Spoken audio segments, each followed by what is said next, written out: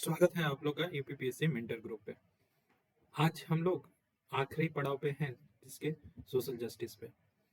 ठीक, कल हमने जो बताया था, मुझे जहां तक मैं खुद ही अपने आप को जस्टिफाई लग रहा है नहीं कर पाया। सोशल जस्टिस पढ़ रहे थे और सोशल जस्टिस में मुझे लगा कि आखिरी के टॉपिक कुछ आप लोग को समझ में नहीं आया होगा ना। क्यों, मैं सही बोल रहा हूँ? ऐसा ही कुछ मुझे लगा। और खास करके कुछ स्वास्थ्य की नीतियां या जो पहल की गई हैं जो जानते नहीं है, जैसे आयुष्मान भारत तो सब जानते हैं, बहुत पुराना न्यूज है। उसके बारे में कुछ ना कुछ जानते हैं, हाँ, हमने टॉपिक दे दिया है, पढ़ लेंगे, समझ में आ जाएगा। लेकिन कुछ रिसेंट गतिविधियां चले हैं जो हमारे स्वास्थ्य की परेशानियां हैं उसको लेके, तो कुछ डीकेडी करते हैं, उसके बाद आगे बढ़ते हैं। डीकेडी में पहला बात अगर देखें तो हम आते हैं कि स्वास्थ्य की परेशानियां क्या है। तो इससे पहले हम भारत की परेशानियां जान लेते हैं, और भारत की जितनी परेशानियां हैं वो सारी स्वास्थ्य के लिए भी हो जाएंगी। हमारा इंफ्रास्ट्रक्चर या अवसंरचना बहुत खराब है, हमेशा चुनौती में ये डालना ही है। हमारी जनसंख्या ज्यादा है तो ये हमारे लिए चुनौती है, ठीक है। हमारा शिक्षा स्तर खराब है, ये हमारे लिए चुनौती है। हमारा अगर कहें कि प्रति व्यक्ति आय या जीवन स्तर ज्यादा है या कम गरीबी ज्यादा है, तो हमारा समस्या है। अगर हम कहें कि कौशल कौशल प्रधान हमारे जनसंख्या नहीं है, अर्थात हम कहें कि हम जनसंख्या लाभ से या जनसंख्या की लाभ से हम गुजर रहे हैं, उस लाभ को भुनाने के लिए हमारे पास कैपेसिटी नहीं है, क्षमता नहीं है, ये भी कह सकते हैं। हम ये कह सकते हैं कि हमारे प्रशासनिक रूप से या हम कहें कि गवर्नेंस के रूप में, शासन के रूप में हमारा अक्षमता दिखता है, क्योंकि हमारा पॉपुलेशन इतना ज्यादा है, गवर्नेंस हमारा लेवल ठीक नहीं है। फिर हमें राजनीतिक की बात करें तो राजनीतिक इच्छा शक्ति की हमें कमी न कहीं ना कहीं कमी दिखती है, ठीक है ना। और उसके बाद तमाम और कारण हैं जो विद्यमान हैं और किसी के हैं। लेकिन भारत के परिप्रेक्ष्य में कोई भी चीज ले लें तो ये सारी चीजें होंगे, और खास करके सोशल जस्टिस में सारे अप्लीकेबल होंगे। बस हमें एग्जाम्पल देखना है, हर एक पे चिपका लेना है एग्जाम्पल, अच्छा सा चिपका लेना है कि हाँ ये होगा। जैसे अब स्वास्थ्य में क्या क्या हमें ये मालूम है कि स्वस्थ रहना है। कैसे हो सकता है, जरा सा देखो, एक बहुत जगह हम यूज करेंगे इसको, हर जगह मतलब कहेंगे कि एक व्यक्ति होता है, व्यक्ति से क्या बनता है, समुदाय बनता है, समुदाय बनता है, और समुदाय से हमारा क्या बनता है, समाज बनता है, समाज से क्या बनता है, हमारा बहुत सारे समाज के से मिल के राष्ट्र बनता है, ठीक है। अब कहानी यहीं पे, ये चीज हमेशा याद रखना। अगर हमारा व्यक्तिगत रूप से कुछ चीज प्रभावित होगा तो वो राष्ट्र भी प्रभावित होगा, हाँ या ना? बिल्कुल होगा, समुदाय और समाज ऐसे ही प्रभावित होंगे। तो अगर व्यक्तिगत रूप से कोई आदमी क्या होगा, प्रभावित होगा, जैसे स्वास्थ्य से लेके प्रभावित हो गया, अब स्वास्थ्य से प्रभावित होगा तो राष्ट्र भी प्रभावित होगा। जाहिर सी बात है, ये क्रम है और इसी की यूनिट हम हैं, और एक यूनिट ही हमेशा डिपेंड करता है राष्ट्र को बढ़ाने में, ठीक है। और इस फंडे को हम यूज करेंगे हर जगह। और जब इसको पढ़ाएंगे, क्या बोलते हैं, जीएस पेपर 4 पढ़ाएंगे, उसमें तो खास करके ये मैपिंग हमेशा बताएंगे डायग्राम बनाने के। तो जब भी व्यक्ति की प्रभावित होगा तो स्वास्थ्य कितने स्तर पे प्रभावित होता है, देखिए, राष्ट्रीय स्वास्थ्य के बारे में बात कर सकते हैं, समाज के स्वास्थ्य के बारे में बात करते हैं, समुदाय के स्वास्थ्य के बारे में बात कर सकते हैं, व्यक्ति के स्वास्थ्य के बारे में। अब चूंकि व्यक्ति किस क्षेत्रों से जुड़ा है, राजनीतिक क्षेत्र से, सामाजिक क्षेत्र से, आर्थिक क्षेत्र से, तो वो स्वास्थ्य इन क्षेत्रों को भी प्रभावित करेगा। अब होता है क्या है कि स्वास्थ्य में अगर देखो, अगर स्वास्थ्य खराब है तो शारीरिक रूप से देखें तो क्षमता क्या हो जाएगी, कम हो जाएगी। क्षमता कम हो जाएगा तो कार्य करने की अवधि क्या हो जाएगी, कार्य करने की अवधि कम हो जाएगी। कार्य करने की अवधि कम हो जाएगी तो उत्पादन क्या हो जाएगा, कम हो जाएगा। उत्पादन, यार कैसे लिखते हैं, कभी कभी हमको भी, उत्पादन कम हो जाएगा। अगर उत्पादन कम हो जाएगा तो हमारा क्या होगा कि महंगाई बढ़ जाएगी, महंगाई महंगाई बढ़ जाएगी तो क्या हो जाएगा, लोग अपने आउट ऑफ पॉकेट एक्सपेंडिचर और करेंगे, आउट ऑफ पॉकेट एक्सपेंडिचर करेंगे तो गरीबी बढ़ जाएगी, गरीबी बढ़ेगी तो हमारी आर्थिक स्थिति क्या हो जाएगी, डमाडोल हो जाएगी, व्यक्तिगत रूप से, राष्ट्र पे, समाज के स्तर पे, ठीक। जरा सा ये होगा। अब मानसिक क्षमता भी कमजोर हो जाएगा, मानसिक क्षमता कम हो जाएगा। मानसिक क्षमता कम होने की वजह से हम क्रियाशील या क्रिएटिविटी नहीं होगा, क्रियात्मक काम नहीं कर पाएंगे, रचनात्मक काम नहीं कर पाएंगे। रचनात्मक काम नहीं करेंगे तो हम इनोवेशन नहीं करेंगे, इनोवेशन नहीं करेंगे तो हम तकनीकी कोई नहीं अपनाएंगे, तकनीक नहीं अपनाएंगे तो तकनीक की अपनाएंगे नहीं तो हमारा क्या होगा कि संसाधन को अगर दक्षपूर्ण यूज करना है, संसाधन को, चाहे कोई भी संसाधन हो, चाहे प्राकृतिक संसाधन हो चाहे मानव संसाधन हो, वो संसाधन का हम दक्षपूर्ण उपयोग नहीं कर पाएंगे। जब दक्षपूर्ण उपयोग नहीं करेंगे तो हमारा क्या होगा कि संसाधन का हानि होगा, संसाधन की हानि होगा या कमी होगी, फिर कमी होगी तो वो हमारी भूखमरी भूखमरी गरीबी की तरफ ले जाएगा और संसाधनों की होड़ लगेगी। ठीक है, मतलब हमने समझा कुछ इस तरह की कहानी से समझा कि हाँ स्वास्थ्य के लेके गंभीर समस्याएं पैदा हो सकती हैं। तो भाई हम स्वास्थ्य को लेके क्या कर सकते हैं कि स्वास्थ्य को अच्छा करें।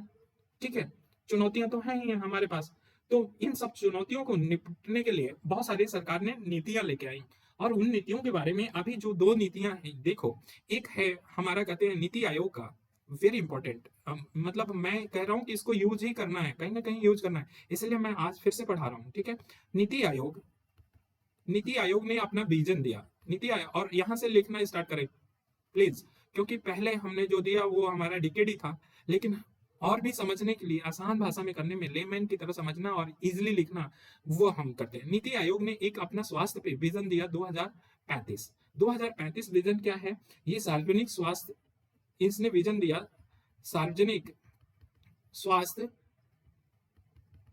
निगरानी पे, और इसी पे इसने क्या किया, निगरानी पे, ये गलत लिखा, निगरानी पे क्या किया, अपना श्वेत पत्र जारी किया। ठीक है, तो ये नीति सार्वजनिक स्वास्थ्य निगरानी क्या है इसके बारे में पूछ लेगा। तो हमारा उद्देश्य क्या है, इसका उद्देश्य ये है, एम, अब हम लिखेंगे कि सार्वजनिक स्वास्थ्य निगरानी क्यों लाया गया, तो हम उसके बारे में इंट्रो थोड़ा बहुत बोलेंगे कि हमारे सामाजिक स्वास्थ्य के बारे में कुछ भी है कमियां दिखाओ, कमियां इतने सारे के हैं, और वो कमियों को हम एक समग्र रूप से दृष्टिकोण रखना चाह रहे हैं, इसलिए समग्र दृष्टिकोण रखने के लिए हम सार्वजनिक स्वास्थ्य निगरानी लाए हैं। सार्वजनिक स्वास्थ्य निगरानी, ठीक है ना। जैसे निगरानी क्या होता है, बड़ा आसान से समझो, घर में अपने बच्चों को निगरानी करते हो, और निगरानी करते हो तो वो क्या एक्टिविटी कर रहा है, अच्छा कर रहा है तो प्रोत्साहित करोगे, और नहीं तो फिर क्या करोगे, झापड़ मारोगे, वही तो करोगे निगरानी में। निगरानी में देखेंगे कि अच्छा परफॉर्मेंस कर रहा है या खराब परफॉर्मेंस है। अगर खराब परफॉर्मेंस मान लो आपका बच्चा ही कर रहा है तो आप क्या करोगे, एडवाइस तो करोगे, कुछ उसको समझाओगे, ब्रेन वॉश करोगे, कुछ तो करोगे ना। तो निगरानी का ये फायदा है, वैसे ही स्वास्थ्य क्षेत्र में हम क्या कर रहे हैं, निगरानी कर रहे हैं। तो नीति आयोग का बड़ा अच्छा ये है, क्या है देखो, एम में, तो हम कोई भी अगर लिखना है तो सीधे सीधे हम आ जाएंगे इंट्रो देके कि इसका एम क्या है, तो ऐसे उद्देश्य लिखेंगे, और उद्देश्य में लिखेंगे कि निगरानी को, स्वास्थ्य निगरानी को, सबसे पहले तो यही लिख देंगे, स्वास्थ्य निगरानी को बढ़ावा देना। ठीक, स्वास्थ्य के क्षेत्र में, स्वास्थ्य के क्षेत्र में अपना, क्षेत्र में अपना क्या करना, धाक जमाना या नेता बनना, अर्थात सूचकांक में सीधी बात बोले, नेता बनना ज्यादा अच्छा लगता है, सूचकांक में अपनी स्थिति क्या करना, अच्छा करना भाई बहुत खराब है, ठीक है ना। तो दूसरा ये हो गया। अब हम बोल बच्चन यहाँ से स्टार्ट करेंगे कि तीसरा ये है कि आयुष्मान भारत चल रहा है, आयुष्मान भारत जानते ही हो, आयुष्मान भारत चल रहा है, तो आयुष्मान भारत को तीनों लेवल पे, प्राइमरी, सेकेंडरी, टर्सरी लेवल पे क्या करें हम, इसको प्रणाली को क्या कर रहे हैं, एकीकरण करें, एकीकरण करें मतलब एक ही साथ इन तीनों को जोड़ दें, जोड़ दें, और जोड़ के एकीकरण करके हम निगरानी करें तीनों स्तर पे।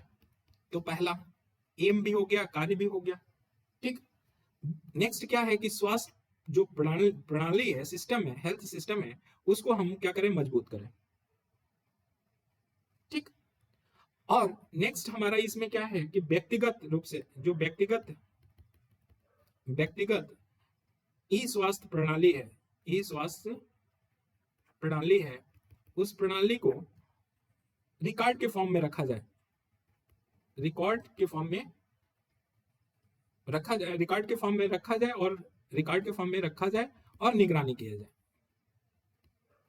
ये हमारा क्या है, मेन एम है कि स्वास्थ्य की निगरानी को बढ़ावा देना, स्वास्थ्य क्षेत्र में नेता बनना, स्वास्थ्य क्षेत्र में आयुष्मान भारत के तीनों लेवल पे एकीकरण करके निगरानी करना, और प्रणाली को मजबूत करना। कौन सी प्रणाली, स्वास्थ्य प्रणाली को, व्यक्तिगत ई स्वास्थ्य प्रणाली के रिकॉर्ड को रखना, ठीक है, रिकॉर्ड को रखना, और उसकी निगरानी करना, ये हमारा एम है। ठीक है, जब नीति आयोग ने ये एम दिया तो कुछ तो कार्य होगा, तो कार्य क्या करेगा, कार्य में देखो, कार्य में लिख देंगे कि प्राइमरी, सेकेंडरी और टर्सरी स्तर पे क्या करेगा, जो कार्य का बोझ होगा, कार्य का बोझ वो कम करेगा, बोझ कम करेगा। अब साहब ये कैसे करेगा, कार्य का बोझ कम करेगा इसलिए करेगा, जैसे एग्जांपल ले ले रहे हैं उसके बाद फिर मिटा देंगे। देखो कि प्राइमरी पे गए आप साहब दिखाने, दिखाने गए और वहां पे रिकॉर्ड आपका मेंशन हो गया कि आप आए फलाना फलाना, ये बीमारी था, ये था, और आपको क्या किया कि आपको कहा कि आप ऐसा है मेडिकल कॉलेज में चले जाओ, सीधे आप टर्सरी में कूद गए, टर्सरी में कूद गए तो ये एक रिकॉर्ड बना हुआ है, आपका इलेक्ट्रॉनिक डाटा, व्यक्तिगत रूप से डाटा बना हुआ है। और अब यहाँ पे आएगा तो वो सीधे आईडी डाल के देख लेगा कि अरे हाँ तुम्हारा नाम ये है, तुम ये बीमारी से ग्रसित हो, तुम ये, तुम्हें ये हो रहा, भूख नहीं लग रहा, खाने के बाद भूख नहीं लग रहा, ऐसा कुछ होगा। हाँ ये होगा तो देखो उसका कार्य का बोझ था कि पहले से हिस्ट्री लेना, वो करना, फाइल मेंटेन करना, वो सब हट जाएगा। अर्थात ये हमने केवल एक डायमेंशन लिया, तो इस तरह से कार्य के बोझ क्या हो जाएगा, कम हो जाएगा। ठीक है ना, तो इसके आने से क्या हो जाएगा, निगरानी से कार्य के बोझ कम हो जाएगा। इतना बात समझ में आ रहा है। दूसरी बात है कि अगर निगरानी किसी पे रखेंगे तो कोई खराब चीज, ये क्यों निगरीन लिख रहे हैं हम? हाँ, बोलते बोलते ऐसे ही भावनाओं में बढ़ जाता। निगरानी में अगर कोई, देखते हैं कि क्या होता है कि अगर कोई निगरानी करते हो, जैसे घर की निगरानी कर रहा है, चौकीदार रखा है, तो अगर कोई चोर आ गया तो पता चल जाएगा कि नहीं निगरानी में। तो कोई बीमारी की, अगर नई नई बीमारी आई है उसकी पहचान करना हो तो इसके लिए उपयोगी है इसका कार्य। तो नई बीमारी की पहचान करना, समझ रहे हो, रोगों को पता लगाना, अगर रोग का पता लग गया तो रोकथाम करना, रोकथाम करना, ठीक है, और रोकथाम करना, उसका नियंत्रण करना, ये इसका कार्य होगा। ठीक, अब देखो कि सार्वजनिक स्वास्थ्य निगरानी की चुनौतियां क्या है, ये कार्य हम बोल बच्चन में एग्जाम्पल के साथ बोल देंगे, यही कार्य है।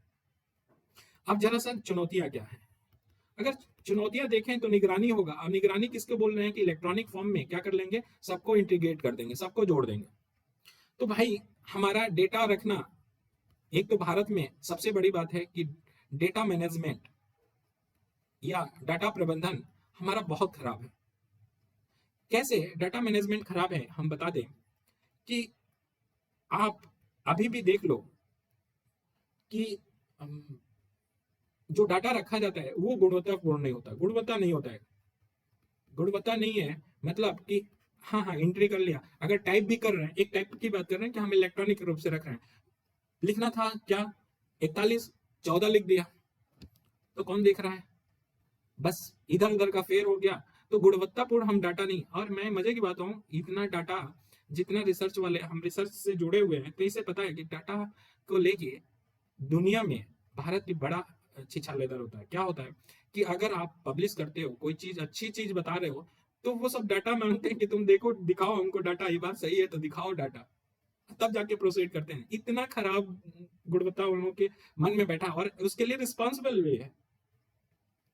ठीक है, अब तो डाटा मैनेजमेंट है, यही नहीं, अब डाटा मैनेजमेंट 140 करोड़ जनसंख्या है, और उन 140 करोड़ जनसंख्या की डाटा मैनेजमेंट करना भी बहुत बड़ी बात है ना, तो लोड तो होगा ही। तो डेटा प्रबंधन से जुड़ी चुनौतियां हैं। ठीक है, अब कोई उभरती उभरती हुई कोई बीमारी है, जैसे कोविड रहा। अब कोई उभरती हुई बीमारी है, उसको प्रारंभिक स्तर पे पता लगाना ही बड़ा, मतलब प्राइमरी सेक्टर है जो बैठा हुआ है, एकदम हमारे जड़ में बैठा है, गांव गांव में बैठा है, प्राइमरी हेल्थ सेंटर। और वहां पे गधे इन सबको क्या बताएं कि प्राइमरी में ये भी नहीं पता कि अच्छा तुम आए हो, बुखार है, बुखार है, ठीक है, बुखार है, बुखार, भाई फीवर है, तो हमने क्या कर दिया, सीधे सीधे एंटीबायोटिक लिखा, एंटीपायरेटिक लिखा, कुछ एनाल्जेसिक दिया, मल्टीविटामिन दिया, ठीक हो गया। ठीक है, लेकिन कितना खराब कर रहे हैं इम्यूनिटी। उभरती बीमारी को पता लगाना भी बड़ा दिक्कत है। अगर गांव में हो गया तो प्राइमरी, जब तक पूरी तरह से फैल ना जाए तब तक हमको पता ही नहीं चलता है, और जनसंख्या भी इसके लिए है रिस्पॉन्सिबल। बात समझ रहे हो? ठीक है, अब तीसरा क्या है, कंप्यूटिंग। कंप्यूटिंग, अपर्याप्त कंप्यूटिंग संसाधन, जैसे कि डाटा बहुत ज्यादा है, डाटा ज्यादा होने के कारण, जनसंख्या ज्यादा, डाटा ज्यादा, तो उसकी कैसे निष्पादन किया जाए, कंप्यूटिंग किया जाए, डाटा की एनालिसिस कैसे किया जाए, डाटा प्रोसेसिंग क्या कैसे जाए, डाटा का प्रोसेसिंग का मतलब प्रसंस्करण, प्रोसेसिंग कैसे किया जाए, डाटा को प्रोसेसिंग कैसे किया जाए, अच्छा रिस्पांस दे, और डाटा की प्रोसेसिंग करें तो उसका रिजल्ट का कैसे हम देखें कि यार क्या हो रहा है, कैसे हो रहा है। तो हमारे सामने डाटा प्रोसेसिंग या डाटा से जो कंप्यूटिंग संसाधन है उसमें कमी है। और फिर जब डाटा प्रोसेसिंग में कमी है, जब डाटा प्रोसेसिंग चाहिए तो हमें कोई क्या हो, स्टैटिक्स का बहुत अच्छा नॉलेज रखता हो, तो सांख्यिकी का नॉलेज रखता हो तो ही ये हो सकता है, अच्छा हो सकता है प्रोसेसिंग। और विशेषज्ञ होना चाहिए, तभी हम क्या करेंगे,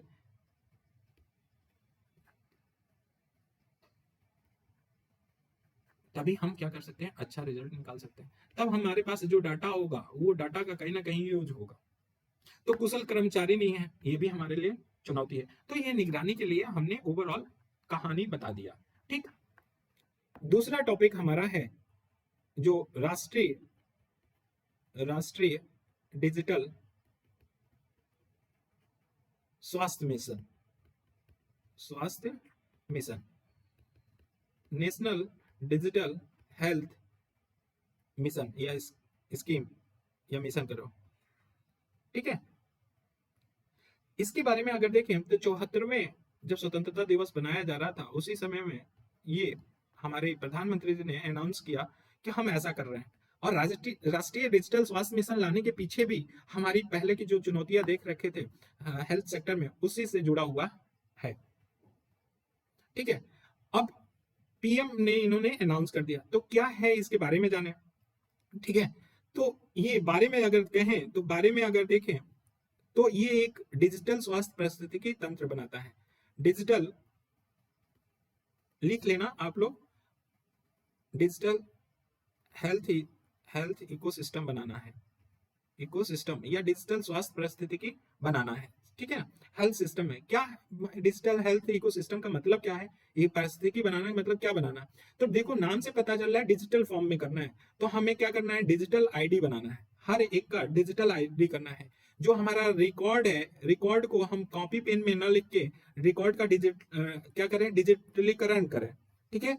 और साथ ही में डॉक्टर और स्वास्थ्य सुविधा के पहचान करता हूँ, मतलब कि डॉक्टर कौन से डॉक्टर किससे जुड़ा हुआ है, और स्वास्थ्य सुविधा कौन कौन दे रहा है, मतलब फार्मेसी कहाँ है, क्या है, वो कहाँ पे, इसी एक ही पोर्टल पे या ऑनलाइन पे पता चल जाए कि डॉक्टर कैसा है, स्वास्थ्य सुविधा कहाँ कहाँ पे अवेलेबल है। मतलब आईडी प्रोवाइड करना, रिकॉर्ड को रखना, डॉक्टर और स्वास्थ्य सुविधा देने वालों को पहचान करना, ये डिजिटल हेल्थ इकोसिस्टम होता है।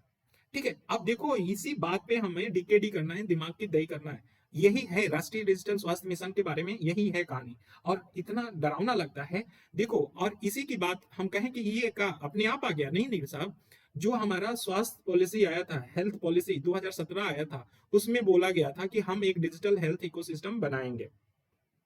और इकोसिस्टम में बनाएंगे कि हर एक को हेल्थ आईडी दिया जाएगा, रिकॉर्ड। अब जैसे हमारा है तो ब्रिजेंट के नाम से नहीं, हमारे जब भी हॉस्पिटल में होगा हर जगह आईडी जाएगा, और वो आईडी क्या होगा, डिजिटल रूप से जुड़ा होगा। ठीक है। तो ये क्यों क्या खत्म करेगा, इसके बारे में इवेलुएट करेंगे, लेकिन अभी देखो मूल्यांकन करेंगे कि कहां तक सक्षम होगा, क्या इसके फायदे होंगे।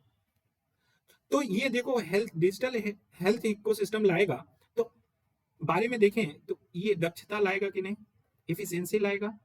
ठीक है। और प्लस पारदर्शिता लाएगा, जहां भी टेक्नोलॉजी जुड़ जाएगा वहां पे पारदर्शिता क्या बढ़ जाएगी, पारदर्शिता क्या हो जाएगी, बढ़ जाएगी। ठीक है। तो दक्षता लाएगा, पारदर्शिता लाएगा। अगर कोई चिकित्सा में त्रुटि हो रही है उसकी पहचान कर लेगा, क्योंकि ऑनलाइन होगा, चिकित्सा त्रुटि को अगर त्रुटि है तो उसकी पहचान कर लेगा। ये भागीदारी को बढ़ावा देगा, डिजिटल स्वास्थ्य मिशन भागीदारी को बढ़ावा देगा। कैसे, देखो कि ये क्या कर सकता है। एक मिनट, ये पता नहीं कहाँ से आ जाते हैं बीच में डिस्टर्ब, हम तो यही आप लोग को बताते बताते टाइम हो जाएगा। ऐसे हाल तो छोटा है आज, बट उन सब को लेके देखो, हमारा टाइम से मतलब नहीं है, हमें मतलब है गुणवत्तापूर्ण पढ़ाई से, कि हाँ लगे कि हाँ पढ़े हैं और यूज करें। ठीक है। अप्रासंगिक चीजों यार मिटा क्यों रहे हैं जब हम आगे बढ़ा सकते हैं। ठीक। अब बात ये है कि देखो हम कह क्या रहे हैं कि ये डिजिटल इकोसिस्टम हो जाएगा, डिजिटल हेल्थ इकोसिस्टम आ जाएगा, डिजिटल स्वास्थ्य पारिस्थितिकी तंत्र आ जाएगा। तो क्या हो जाएगा? तो डिजिटल हेल्थ इकोसिस्टम में हमने बोला क्या क्या होगा? आईडी होगा, हेल्थ आईडी, ठीक है। हमने कहा रिकॉर्ड रखा जाएगा डिजिटल रूप में। हमने कहा कि डॉक्टर और जो भी स्वास्थ्य सुविधा देते हैं उसकी पहचान होगा। ये इनपुट है इसके लिए डिजिटल हेल्थ इकोसिस्टम के। आउटपुट के रूप में क्या निकलेगा? तो आउटपुट के रूप में दक्षता बढ़ जाएगी, इफिशियंसी बढ़ जाएगी हेल्थ सिस्टम की, पारदर्शिता बढ़ जाएगी, ट्रांसपेरेंसी ट्रांसपेरेंसी बढ़ जाएगी, ठीक। हमें ये जो चिकित्सा मेडिकल मेडिकल फॉल्ट होते हैं, मेडिकल फॉल्ट वो पहचान में आ जाएगा, मेडिकल फॉल्ट हो जो है या त्रुटि है वो पहचान में आ जाएगा। और भागीदारी, हमने कहा कि भागीदारी को बढ़ाएगा। भागीदारी को कैसे बढ़ाएगा? अब जैसे कि डिजिटल रूप में रहेगा तो इसमें क्या करेंगे? अस्पताल भी जुड़ेंगे, अस्पताल जुड़ेंगे, ठीक है। इसमें क्या जुड़ेंगे? फार्मा वाले जुड़ेंगे, जो फार्मा कंपनी है वो जुड़ेगा, जो लैब होंगे वो जुड़ेंगे, मेडिकल वाले, ठीक है। जो मेडिकली बीमा देते हैं, बीमा प्रोवाइड करते हैं, जीवन बीमा, वो जुड़ेंगे, टेलीमेडिसिन वाले जुड़ेंगे। तो ये सब एक ही प्लेटफॉर्म में आ जाएंगे, एक साथ इंटीग्रेट हो जाएंगे, फार्मा, अस्पताल, लैब, बीमा, टेलीमेडिसिन। ये इस सिस्टम में भागीदारी बढ़ जाएगी। अब भागीदारी बढ़ेगी तो दक्षता बढ़ जाएगा, ट्रांसपेरेंसी बढ़ जाएगा मेडिकल, और भागीदारी जब भी होगा तो लोकतंत्र की तरफ ले जाएगा, जीवंत बनाएगा लोकतंत्र को, ठीक है। बात समझ में आया? तो डिजिटल इकोसिस्टम कभी भी हम बताएं कि इसको अमन करना चाहिए, अमल करना चाहिए। एक क्या इसमें चीजें इनपुट कर रहे हैं, क्या आउटपुट निकलेगा, तो ये लाभ हो गया, ठीक है। और ये क्या हो गया? हमारा इनपुट हो गया या एम हो गया। अब जरा सा देखो कि फिर से पूछा जाएगा कि डिजिटल हेल्थ इकोसिस्टम या राष्ट्रीय डिजिटल स्वास्थ्य मिशन में चुनौतियां क्या है? तो भाई वही चुनौतियां हैं जो निगरानी के लिए, डाटा के लिए, डाटा भाई सब रिकॉर्ड डिजिटल हो रहा है ना, तो सब कहानी वही बोलोगे। जब भी डिजिटल की बात आएगी तो कहानी क्या होना चाहिए? डिजिटल की बात अगर आ गई तो क्या क्या कहानी होनी चाहिए आपकी बात, ये ध्यान रखना। डिजिटल रूप से, डिजिटल रूप से साक्षरता में कमी, ठीक है। डाटा प्रबंधन, क्यों? बहुत ज्यादा जनसंख्या, 140 करोड़, ठीक है, डाटा है। फिर data processing, data processing, processing या डाटा का प्रसंस्करण में क्या होगा? कठिनाइयां बढ़ेंगी, ठीक है। डाटा प्रोसेसिंग में हमारा अच्छा नहीं है। फिर हमारे पास अपर्याप्त इंफ्रास्ट्रक्चर नहीं है टेक्नोलॉजी के होने के लिए, हमारे ग्रामीण स्तर पे जुड़ाव नहीं है इंटरनेट का, या जुड़ा है तो वहां इस पे नहीं है। फिर हमारा क्या है कि क्या बता रहे थे, भूल गया, फ्लो होता है, खट से चला जाता है, दिमाग में आता है एक तरफ से चला जाता है, short term memory loss, Ghajini. हाँ, तो हम क्या बोल रहे थे कि डिजिटल साक्षरता कम है, डाटा प्रबंधन 140 करोड़ का करना है, डाटा प्रोसेसिंग करना, अपर्याप्त इंफ्रास्ट्रक्चर है ऑनलाइन के लिए या डिजिटलीकरण के लिए, ग्रामीण सेक्टर प्रभावित होंगे क्योंकि वहां पे इंटरनेट की सुविधाएं कम है। और फिर हमारे कौशल युक्त या हम कहें तकनीकी रूप से दक्ष मानव संसाधन की कमी है जो इस चीज से जुड़े। तो ये सारी चीजें होंगी और यही हमारी प्रॉब्लम उस चीज में फिर से लेके आएंगे, त्रुटियों को बढ़ा देंगे, ठीक है। तो ये हमारा दूसरा कहानी खत्म हुआ। तीसरा कहानी है जो डरावना है, जिसको लगता है आत्मनिर्भर, आत्मनिर्भर स्वास्थ्य, स्वस्थ, स्वास्थ्य नहीं, स्वस्थ, स्वस्थ भारत योजना लाया गया, भारत योजना। अब इतना तो आप लोग जानते ही नहीं होंगे, आत्मनिर्भर योजना आया, उसके ऊपर आत्मनिर्भर में भी एक आत्मनिर्भर स्वस्थ भारत योजना आया। इसका मेन फोकस कहाँ है? फोकस एरिया ऐसे लिखना है, देखो जब भी इसके ऊपर आ गया तो फोकस एरिया या ध्यान, मुख्य क्षेत्र पे ध्यान, focus area. Main focus area क्या है? कि बचाव करना, बचाव करना मतलब प्रिवेंशन, ठीक है। दूसरा क्या? इलाज करना, इलाज करना मतलब ट्रीट करना। तीसरा हमारा रिसर्च करना, अनुसंधान करना। ये तीन चीज पे फोकस है आत्मनिर्भर स्वस्थ भारत योजना, ठीक है। तीन चीज पे है। देखो, तो जब भी आएगा तो फोकस एरिया लिखो खटाखट। उसके बाद बोलो कि प्रावधान किया गया है 6 वर्ष में, 6 वर्ष में हम कितना करेंगे, तो कुछ 64 हजार है, 64,180 करोड़ रुपया करेगा। ठीक है, और किस पे करेगा, तो जितने लैब है, मेडिकली लैब है वो बनाएगा, और अस्पताल पे करेगा। अर्थात देखें तो इंफ्रास्ट्रक्चर को मजबूत करने के लिए योजना है भाई, लैब और अस्पताल को खर्च किया जाएगा। और ये नेशनल नेशनल हेल्थ मिशन के अंदर, एनएचएम के अंतर्गत क्या लाया जाए, इसको लाया गया है आत्मनिर्भर। तो देखो, फोकस एरिया 6 वर्ष में इतना खर्च किया जाएगा, और नेशनल हेल्थ मिशन के अंतर्गत शामिल किया गया है। ये तीन बातें हम इंट्रो में लिख देंगे, बस हो गया धनाधन मस्त। अब आता है नेक्स्ट कि इसका क्रियान्वयन क्या किया जाएगा, इम्प्लीमेंटेशन या क्रियान्वयन कैसे किया जाएगा या कैसे किया जा रहा है। आत्मनिर्भर बनाना है स्वास्थ्य सेक्टर को, स्वस्थ भारत योजना लाना है, या स्वास्थ्य के सेक्टर में आत्मनिर्भर है करना है, तो कुछ तो करना पड़ेगा गुरु। ठीक है, तो कैसे ही इसका पाइपलाइन है, क्या कैसे करेगा आत्मनिर्भर, वो देखो, और यहाँ रटना पड़ेगा। अब देखो कि रूरल सेक्टर या ग्रामीण सेक्टर में 17,000, अर्बन या शहर सेक्टर में 11,000। ठीक है, स्वास्थ्य और कल्याण जो केंद्र हैं, आयुष्मान भारत में स्वास्थ्य और कल्याण केंद्र बनाया गया ना, तो रूरल के 17,000 और अर्बन के 11,000 स्वास्थ्य एवं कल्याण केंद्रों को क्या किया जाएगा, समर्थन किया जाएगा। तो ये भी कोई बड़ी बात नहीं है कि बस अंधी जोड़ो, नहीं याद आ रहे हैं तो बोलो कि रूरल और अर्बन सेक्टर में, मतलब ग्रामीण और शहरी सेक्टर में स्वास्थ्य और कल्याण केंद्र जो बनाए गए हैं उसको समर्थन किया जाएगा। समर्थन का मतलब क्या, कि हाँ भाई हाथ उठा दिया, समर्थन है, वोट हम तुम्ही को देंगे, ऐसा नहीं। समर्थन का मतलब कि इनमें इन्वेस्ट किया जाएगा, इनको अच्छा सुसज्जित किया जाएगा, इंफ्रास्ट्रक्चर अच्छा बनाया जाएगा, इनको एक्टिव किया जाएगा, मतलब हर एक रूप से दक्ष किया जाएगा। ठीक है ना, तो ये हो गया पहला प्रावधान, ये याद करने की कोई बड़ी बात नहीं है। दूसरा क्या है, दूसरा इसमें क्रियान्वयन, आत्मनिर्भर स्वस्थ भारत को क्रियान्वयन करने के लिए 602 जिले को हॉस्पिटल ब्लॉक स्थापित या ब्लॉक लेवल पे हॉस्पिटल बनाए जाएंगे। तो ये भी बात अच्छी है कि ब्लॉक लेवल पे हॉस्पिटल बनाए जाएंगे तो इंफ्रास्ट्रक्चर अच्छा होगा। और 602 जिलों में बात हो रही है कि ब्लॉक लेवल पे भी बनाया जाएगा हॉस्पिटल, अदरवाइज हर एक पे जिला स्तर पे हॉस्पिटल देखने को मिलता है। तो दूसरी बात होगी कैसे हम प्राप्त कर रहे हैं, ये देखो, उसकी कड़ी देखो। तीसरी बात कि हम थोड़ा और इन्हें आगे सोचें कि जितने भारत में लैब हैं उस लैब को क्या कर दें,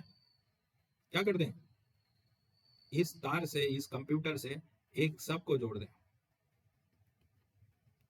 जोड़ दें कि कहीं भी लैब में हो रहा है, कहीं भी लैब में जांच हो रहा है, वो कहीं भी जाके अपना रिपोर्ट देख ले। मतलब कहने का मतलब कि एकीकृत सार्वजनिक स्वास्थ्य प्रयोगशाला बनाया जाए, एकीकृत हो सार्वजनिक स्वास्थ्य प्रयोगशाला लैब बनाया जाए।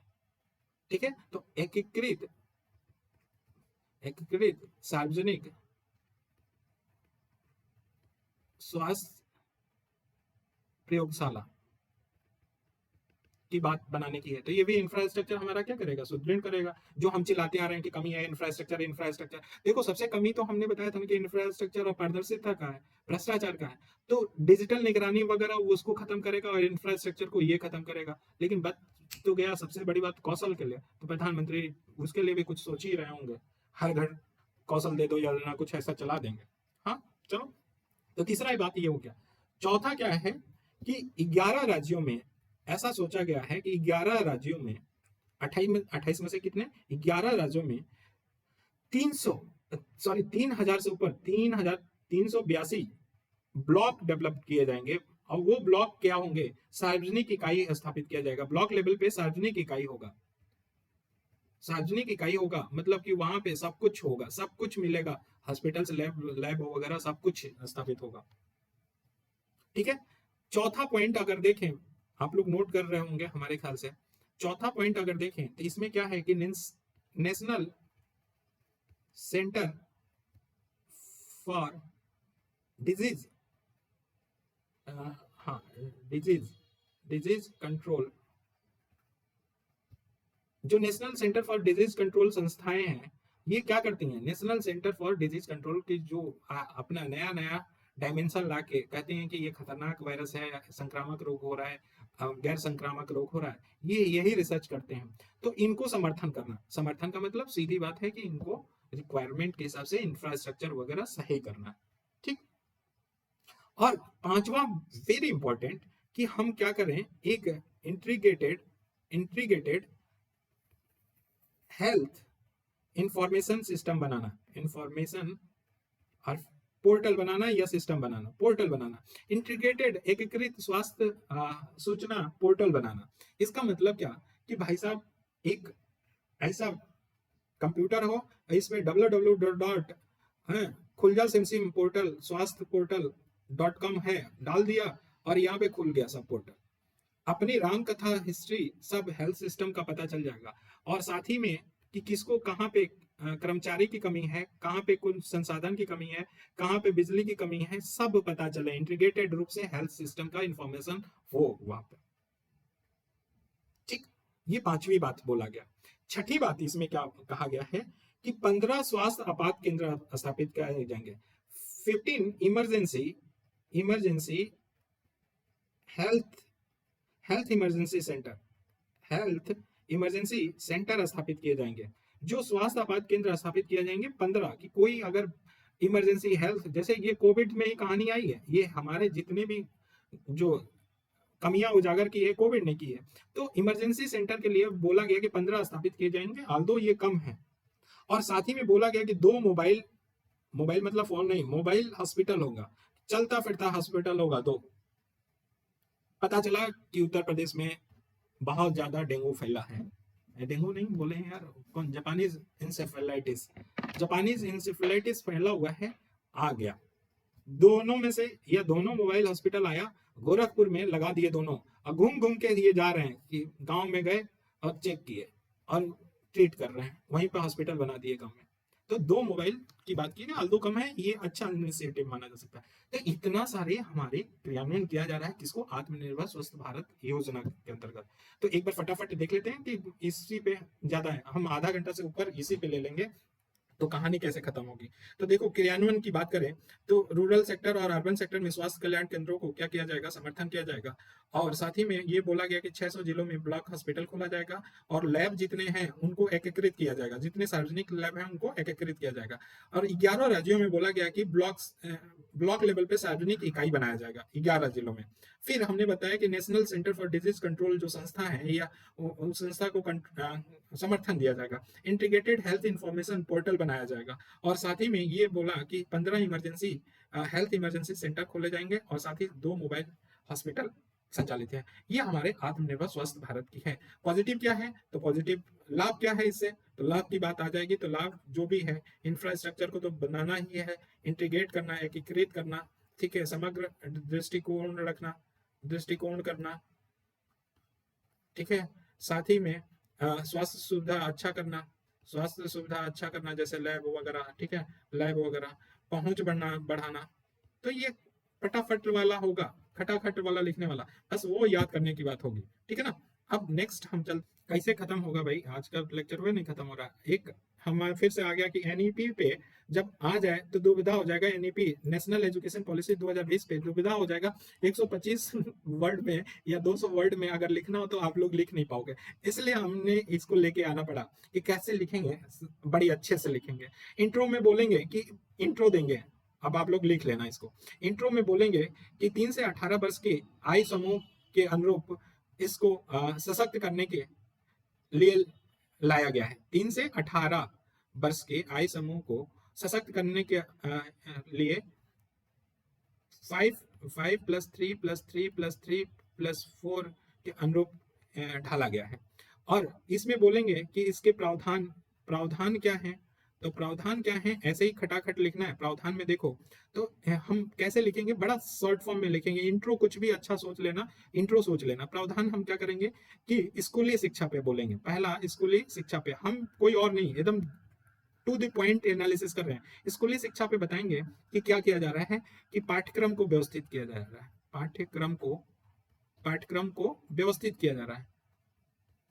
और जब व्यवस्थित की बात कर रहे हो तो क्या किया जा रहा है, व्यवस्थित किया, तो एग्जाम्पल बोल लो, आसान किया जा रहा है, ठीक है। बोझ कम किया जा रहा है, मतलब पाठ्यक्रम को कम किया जा रहा है, लेकिन उसमें जो मूल तत्व हैं वो रखे जा रहे हैं। तो पाठ्यक्रम को व्यवस्थित किया जा रहा है स्कूली शिक्षा के स्तर पे, जो बहुत था गधों की तरह लाद के। दूसरी बात है कि अनुभव जन्य सीख, अनुभव जन्य सीख को बढ़ावा दिया जा रहा है इसमें, एकदम क्रिप्स है ये इसकी बात। ठीक है। व्यवहारिक व्यवहारिक शिक्षा पे ध्यान दिया गया है। ठीक है।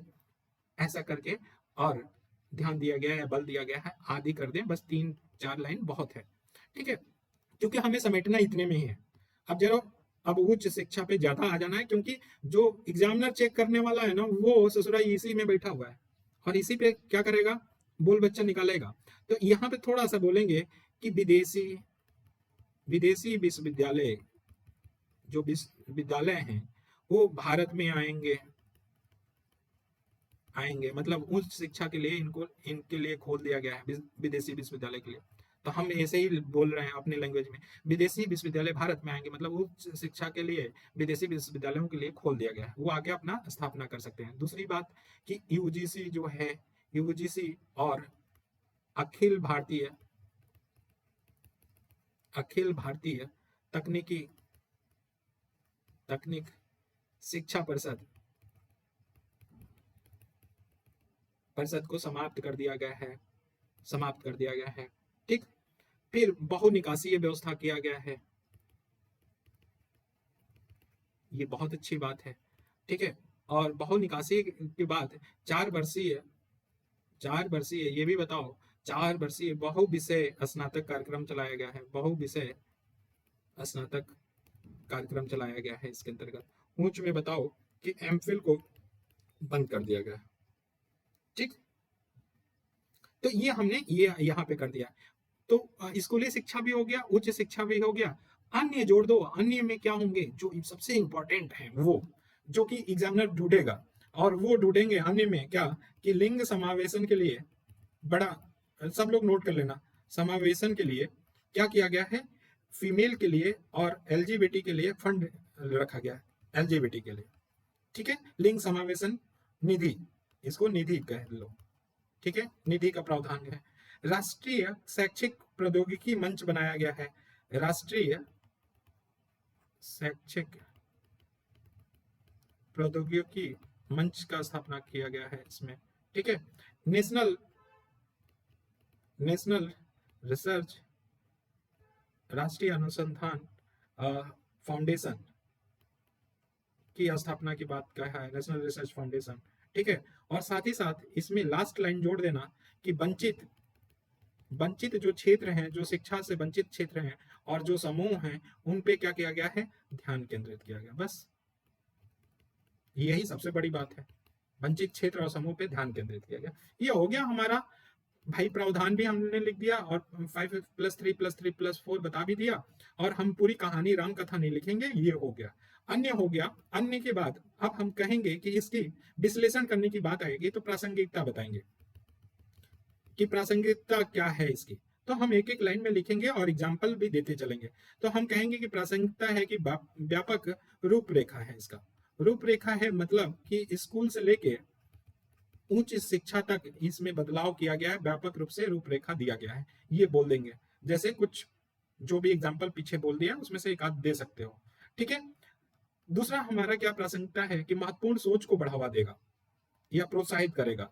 तो महत्वपूर्ण सोच लिखो और इसको प्रोत्साहित करेगा, ऐसा करके बोलो कि पीएम साहब ने हमारा बोला था कि क्या सोचने के बजाय, क्या सोचने के बजाय कैसे सोचें पे फोकस है, कैसे सोचें। ठीक है ना, या कैसे सोचना है। तीसरा क्या इसमें प्रासंगिकता है, प्रासंगिकता है कि प्रारंभिक वर्षों की प्रधानता, जो यह प्रारंभिक वर्षों की प्रधानता, क्या प्रधानता है इसमें, कि भाई देखो 3 से 8 वर्ष के बच्चों के लिए हम क्या कर रहे हैं, उसका मानसिक विकास कर रहे हैं। मानसिक विकास कैसे कर रहे हैं, आंगनबाड़ी वगैरह या उसको खेल वगैरह में पार्टिसिपेट करवा के मानसिक कर रहे हैं, शारीरिक रूप से विकास कर रहे हैं, शारीरिक रूप से भी विकास कर रहे हैं, आंगनबाड़ी वगैरह जो भी छोटे छोटे हैं वो उसमें। अर्थात हम कहें कि भविष्य का आकार दे रहे हैं, जो छोटे बच्चे हैं उनको भविष्य के आकार हम दे रहे हैं, और उसी में ये प्रधानता है। इसी भविष्य के आकार में देखें तो हम कुछ भी जोड़ सकते हैं, लेकिन हम अलग पॉइंट रखेंगे कि मातृभाषा में 5 साल क्लास 5 तक आपको मातृभाषा में पढ़ाना है, ये एक अच्छी प्रावधान है, ठीक है ना। नेक्स्ट प्रासंगिकता है कि व्यावसायिक पाठ्यक्रम है, पाठ्यक्रम इन्वॉल्व है। अर्थात कि ये ऐसा नहीं है कि भाई आर्ट में ले लो, आर्ट है, साइंस है, ये सब हथकड़ी तोड़ दिया। ये हथकड़ी तोड़ के बोला कि अब कोई भी ले सकता है, कोई अनिवार्य नहीं है। इंटर्नशिप आपको करना है, इंटर्नशिप करना है, उस इंटर्नशिप के तहत आपको बिजनेस मॉडल सिखाया जाएगा। ये व्यवसायिक पाठ्यक्रम पढ़ाया जाएगा इंटर्नशिप में, चाहे आर्ट हो, साइंस हो, कोई कोई हो, कोई मतलब आर्ट्स बैकग्राउंड का, साइंस बैकग्राउंड का, उसको इंटर्नशिप करना ही है, ठीक है। उसमें व्यवसायिक पाठ्यक्रम को बढ़ावा दिया जाएगा। तो ये हमारा प्रासंगिकता है, छोटे से में हम प्रासंगिकता पूरी बात को लिख दिए यहाँ पे, जो इम्पोर्टेंट है। अब आ जाती है कि हमें मूल्यांकन करना है या विश्लेषण करना है, तो हम तो चुनौतियां भी बताएंगे ना, कि चुनौतियां भी हैं। तो चुनौतियां भी बताओ, यहाँ पे चुनौतियां में क्या बताओगे कि ये जो एनईपी है वो अनिवार्य नहीं है, अनिवार्य नहीं है, ये सिर्फ और सिर्फ दिशा देता है। तो ये कमी है, इसको अनिवार्य करना चाहिए, ठीक है। तो ये सुझाव में अनिवार्य करना है, ऐसा देंगे। दूसरी बात भाई, जिनकी नौकरी जिनकी नौकरी ट्रांसफरेबल हो, ट्रांसफर हो जाए, तो उनकी बात नहीं कहा गया। वैसे माता पिता के बारे में कुछ नहीं बोला गया है इस, यानी भी चुपचाप बैठा हुआ है किस पे, कि जो माता पिता नौकरी करते हैं और उनका ट्रांसफर हो जाता है, तो फिर उस पर कुछ ना कुछ तो उनके बच्चों के लिए भी होना चाहिए ना। तो वो उस पर क्या है, चुप बैठा है। तो ये भी है। और तीसरा सबसे बड़ी बात मुसीबत है कि शिक्षा क्या है, कंकरेंट लिस्ट में है, कंकरेंट में अर्थात समवर्ती सूची है। और कंकरेंट लिस्ट में आने की वजह से इसमें केंद्र और राज्य की भागीदारी जरूरी है, और राज्य जानते ही हो, बिदक गया तो फिर हो गया सत्यानाश शिक्षा का, ठीक। और ये एनईपी लागू करने में, और सबसे बड़ी बात है कि एनईपी में बोला गया कि 6% जीडीपी का खर्च किया जाए, लेकिन भैया लाओगे कहां से, ये पैसा लाओगे कहां से, ठीक। ये भी चुनौती है। फिर बोला गया कि ऐसा है कि टॉप विश्व के टॉप 100 होंगे वो विश्वविद्यालय, 100 विश्वविद्यालय भारत में अपना परिसर खोल सकते हैं, अपनी संस्थान खोल सकते हैं टॉप 100 में। लेकिन यहाँ पे टॉप 100 में या शीर्ष स्थान पे विश्वविद्यालय कौन है, उसके मानक क्या है, ये नहीं डिफाइन किया है, इसका परिभाषा क्या है वो नहीं। तो वो तो हम कोई भी बोल देंगे, नीचे से टॉप 100 हो, तो शीर्ष का परिभाषा नहीं यहाँ पर होगी। तो ये चुनौतियां हैं जिसको चुनौतियां होंगे। लेकिन फिर भी हम ये बोलेंगे जाते जाते रास्ते में, मतलब कंक्लूजन में ये बोलेंगे कि ये इसकी चुनौतियों को अगर क्या किया जाए, धीरे धीरे सुधार करके लाया जाएगा, तो जाहिर सी बात है कि एनईपी भविष्य के निर्माण के लिए एक अच्छी नीति होगी 2020, ठीक। तो ये हमारा दूसरा हो गया, ये हो गया। अब हम वित्तीय समावेशन के पहले एक और बताना था, कल का लेक्चर तो पूरा फिर रिवीजन ही हो गया। ये बात तो आप लोग के लिए, ऑनलाइन शिक्षा, ऑनलाइन शिक्षा या ई शिक्षा के बारे में देखें तो जो भी इंट्रो बढ़िया बना लेना, एक तो इंट्रो बना बना होना चाहिए। लाभ क्या है, तो लाभ छोटा छोटा देखें। कल बताया था कि ये सुविधाजनक हो जाता है, कहीं बैठे बाथरूम में बैठे भी देख सुविधि मतलब सुविधा हो जाता है, ठीक है ना, ये सुविधाजनक हो जाता है, बैठे बैठे ट्रेन में देख सकते हो, लचीलापन होता है, अपने टाइम के हिसाब से देख सकते हैं, ठीक। प्रभावी शिक्षा हो सकता है, प्रभावी हो सकता है मतलब इफेक्टिव। क्यों प्रभावी शिक्षा हो सकता है, प्रभावी शिक्षा इसलिए हो सकता है कि इफेक्टिव कब हम बोल सकते हैं, इफेक्टिव ये हो सकता है कि भाई हम जब सुविधाजनक अपने टाइम के हिसाब से पढ़ेंगे तो हम क्या होंगे, अच्छा खासा एजुकेटेड होंगे।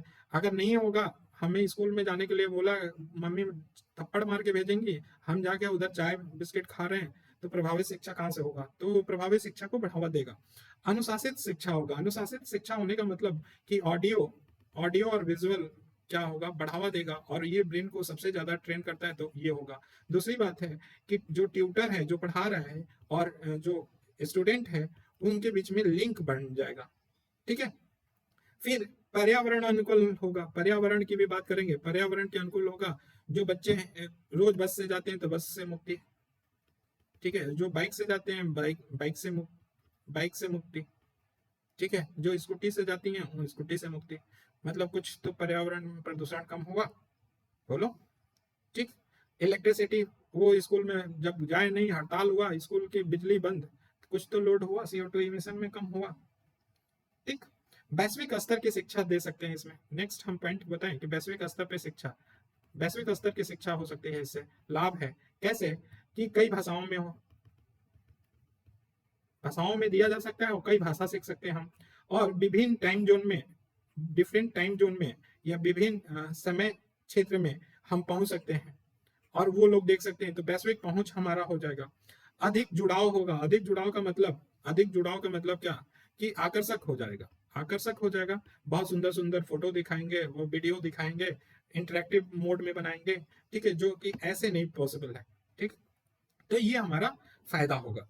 अब जरा सा हानि का होगा या चुनौतियां क्या होगी, वो चुनौतियां सोचना है। तो हम चुनौतियां में बोलें तो देखो, चुनौतियां में माता पिता, मदर फादर प्लस जो स्टूडेंट, उसमें डिजिटल शिक्षा की कमी है। ये जो गैजेट खर्च है वो सबसे ज्यादा है, वो दिक्कत करेगा।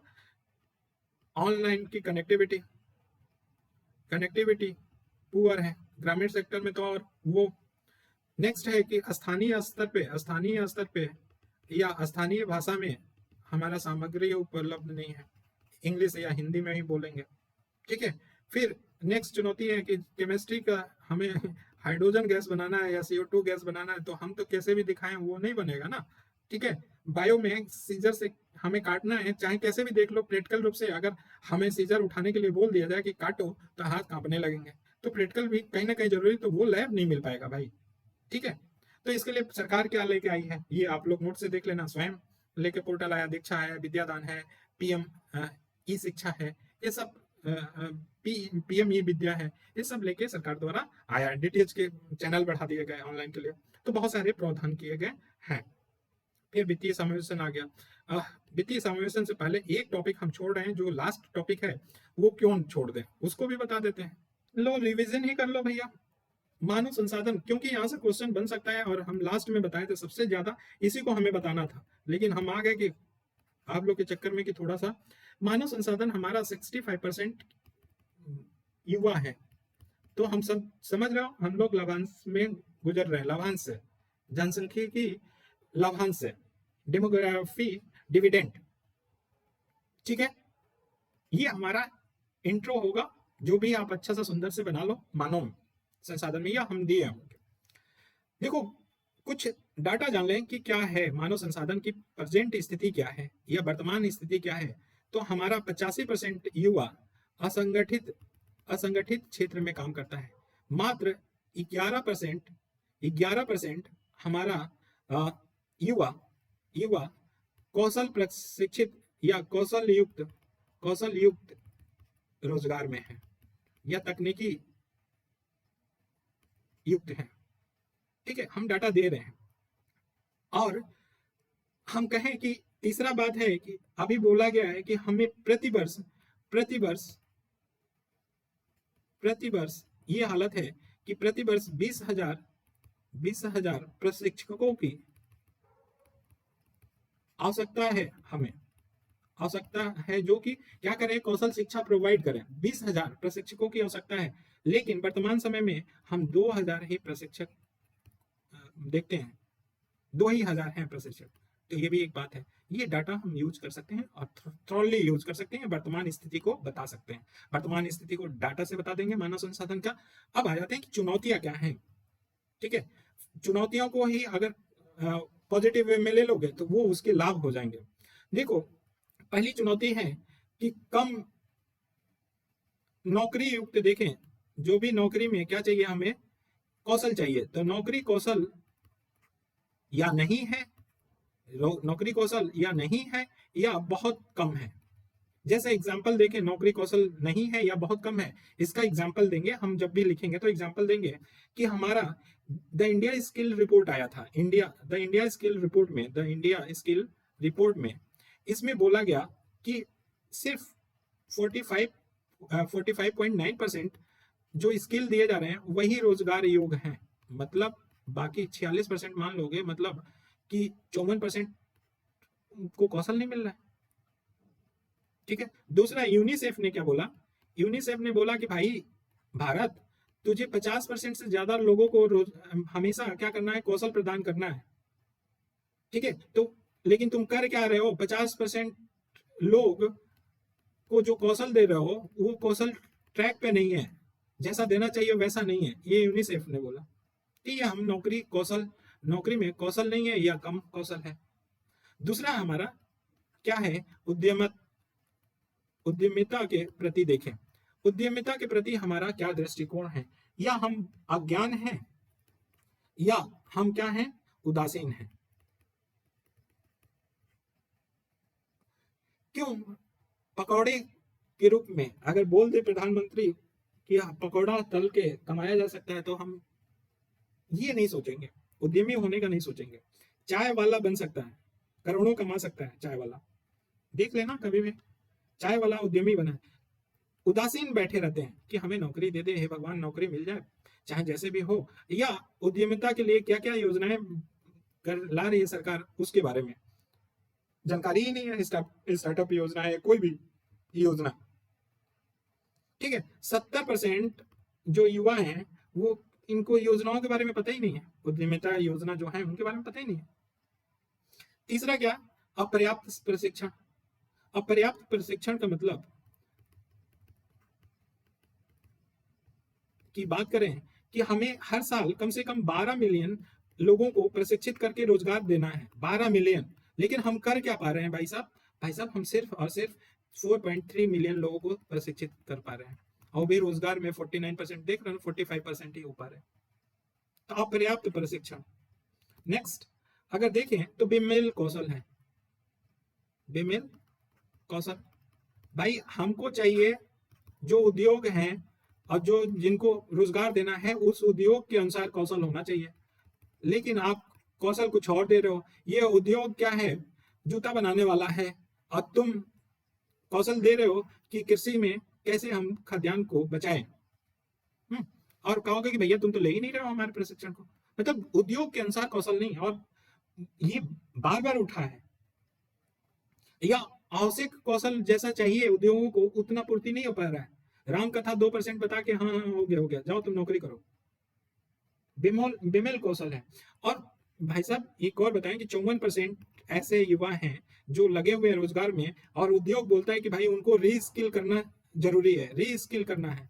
रीस्किल करो या आप स्किल करो, जो स्किल दे चुके हो उनको बढ़ा के और शिक्षा दो, या फिर रीस्किल करो, फिर से उनको प्रशिक्षण दो, स्किल दो।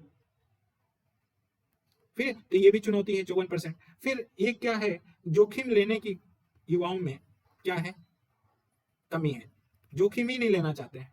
और कभी भी बिजनेस या उद्यमिता कब हो सकता है, जब जोखिम ले। ठीक, 2030 तक 100 मिलियन नौकरी की आवश्यकता है।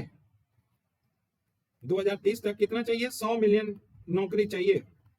भारत को कम से कम 100 मिलियन नौकरी दे, लेकिन नौकरी आए तो आए कहां से भाई। 100 मिलियन 2030 तक तो बोल दिया कि चाहिए, अगर युवाओं को ऐसा करना है, लगाना है, तो आए कहां से नौकरी, पैसवा कहां से आए, ये भी चुनौती है।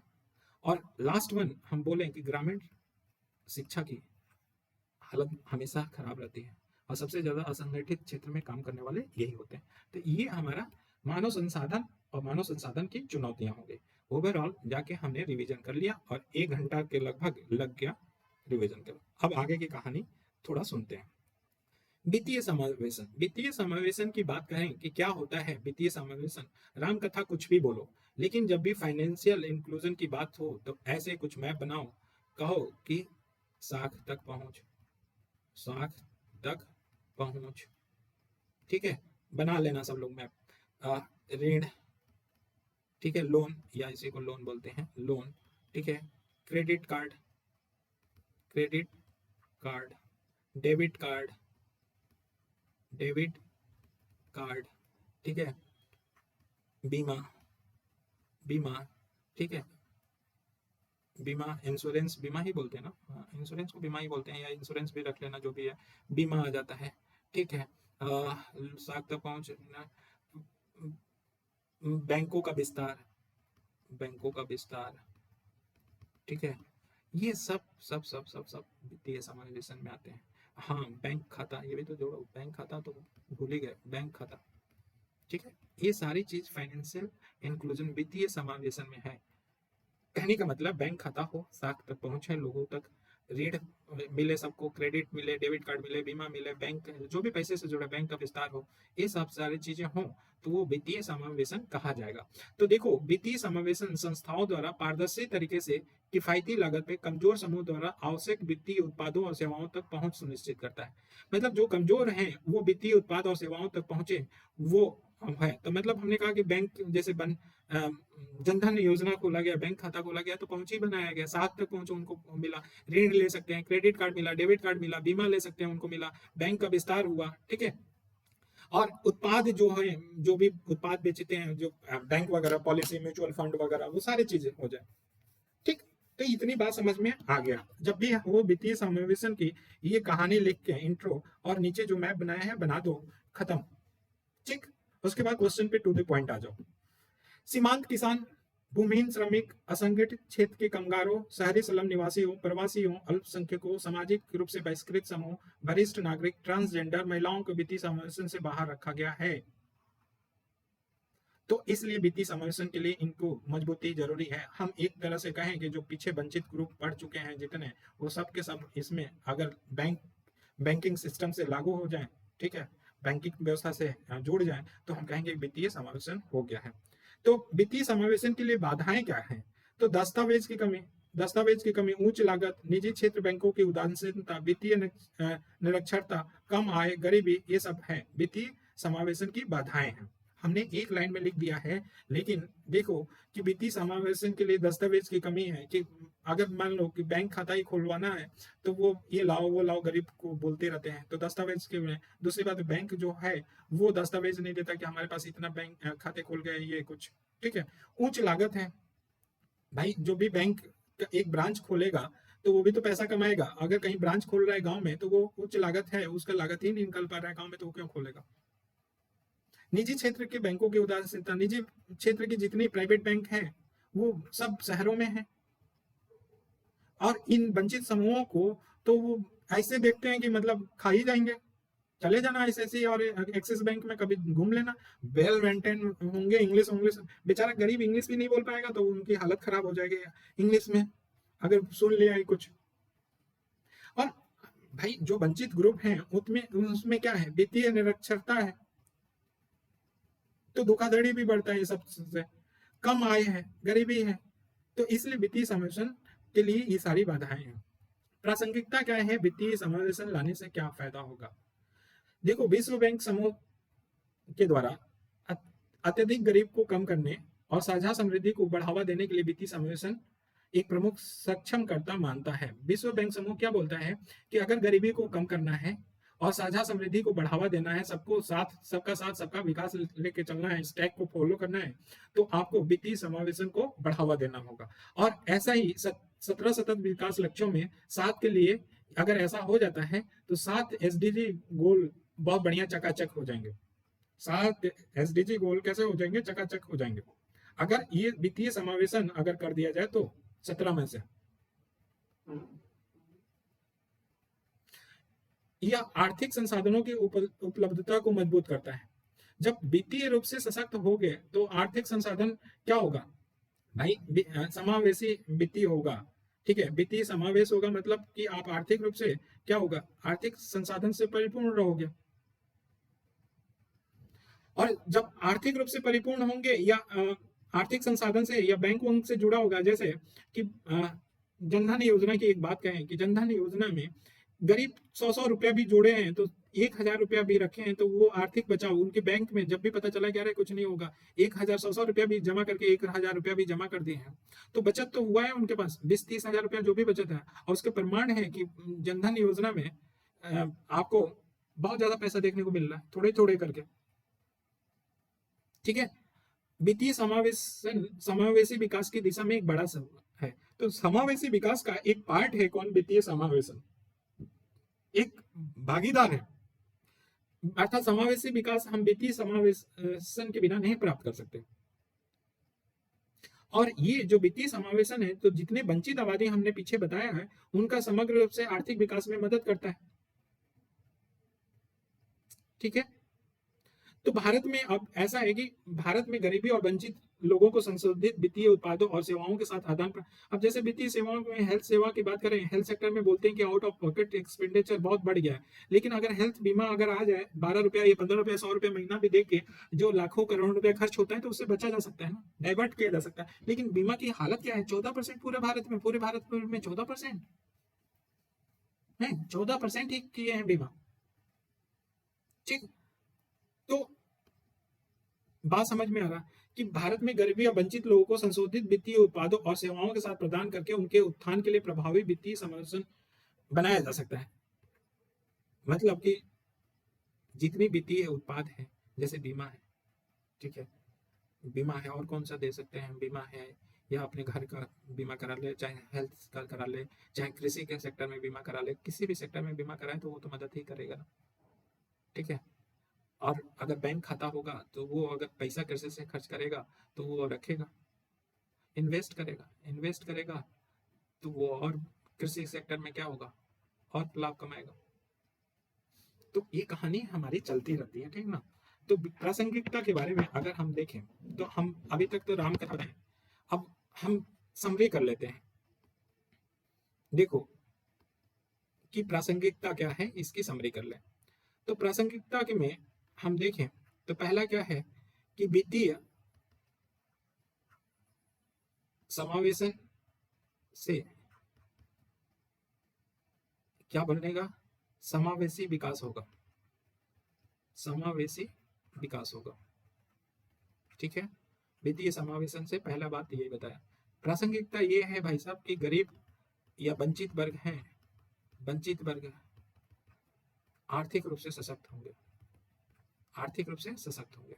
तीसरा हम कहेंगे प्रासंगिकता ये है कि बचत दर, बचत दर अधिक होगा, बचत दर अधिक होगा तो निवेश क्या होगा, अधिक होगा, निवेश अधिक होगा तो क्या होगा, विकास अधिक होगा। हमने पीछे की लाइन, बीच में की लाइन खा गए, ये कभी बताएंगे, कुछ तो इकोनॉमी में भी बताएंगे ना।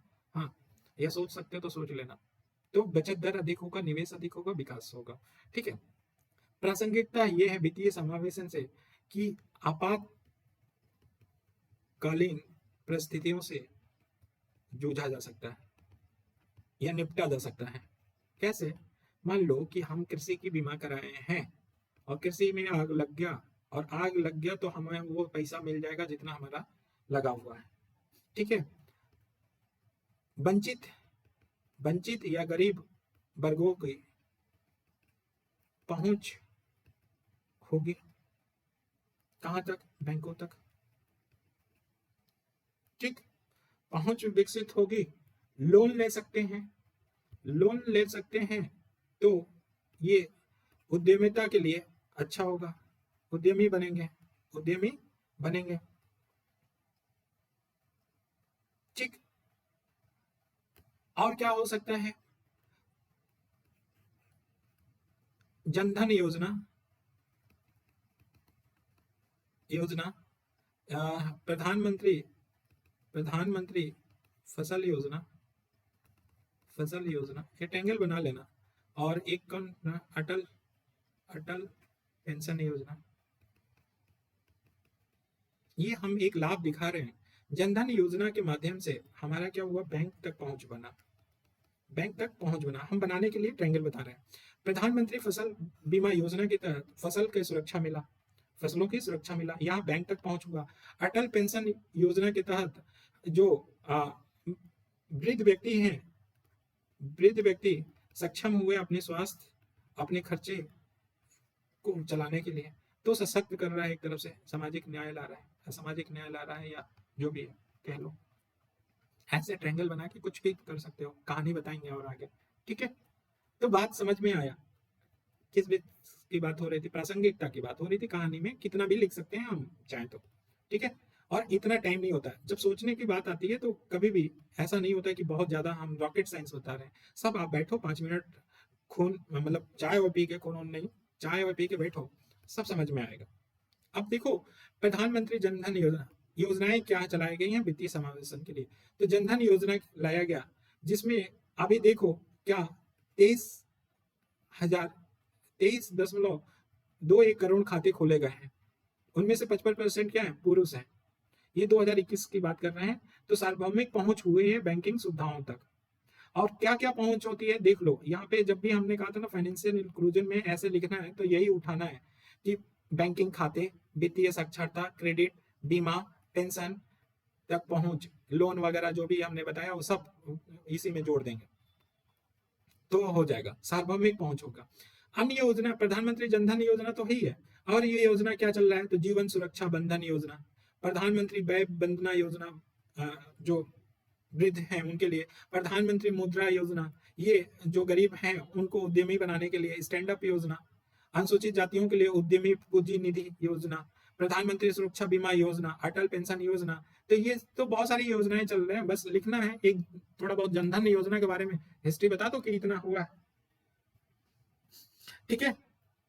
तो ये देखो कि ये जो वित्तीय समावेशन है, ये केवल समाज को सशक्त नहीं करता है, समाज के कमजोर वर्ग को उठाता है, उत्थान करता है, और साथ ही साथ देश के सतत विकास को भी बढ़ावा देता है, देश के सतत विकास को भी बढ़ावा देता है, एसडीजी को बढ़ावा देता है। क्यों हमने 7 एसडीजी की बात कहा है, इससे जुड़ा हुआ है, कभी अच्छे से पढ़ना इसमें होगा, ठीक। अब आ जाते हैं भुखमरी। जो माइक्रो फाइनेंस एक्टिविटी, फिनटेक वगैरह ये खुल रहे हैं, सब इसमें डाल सकते हो। हम इतना है ज्यादा वित्तीय समावेशन इकोनॉमिक्स में पढ़ेंगे, इकोनॉमिक्स में अच्छे से पढ़ेंगे। अभी ये छोटा सा एक सोशल जस्टिस में है, हम परिप्रेक्ष्य लेके चल रहे हैं कि वंचित ग्रुप बच्चे हुए हैं, तो वंचित ग्रुप को समावेशन के लिए, समावेशी विकास करना है, तो हमें वित्तीय समावेशन लाना ही पड़ेगा।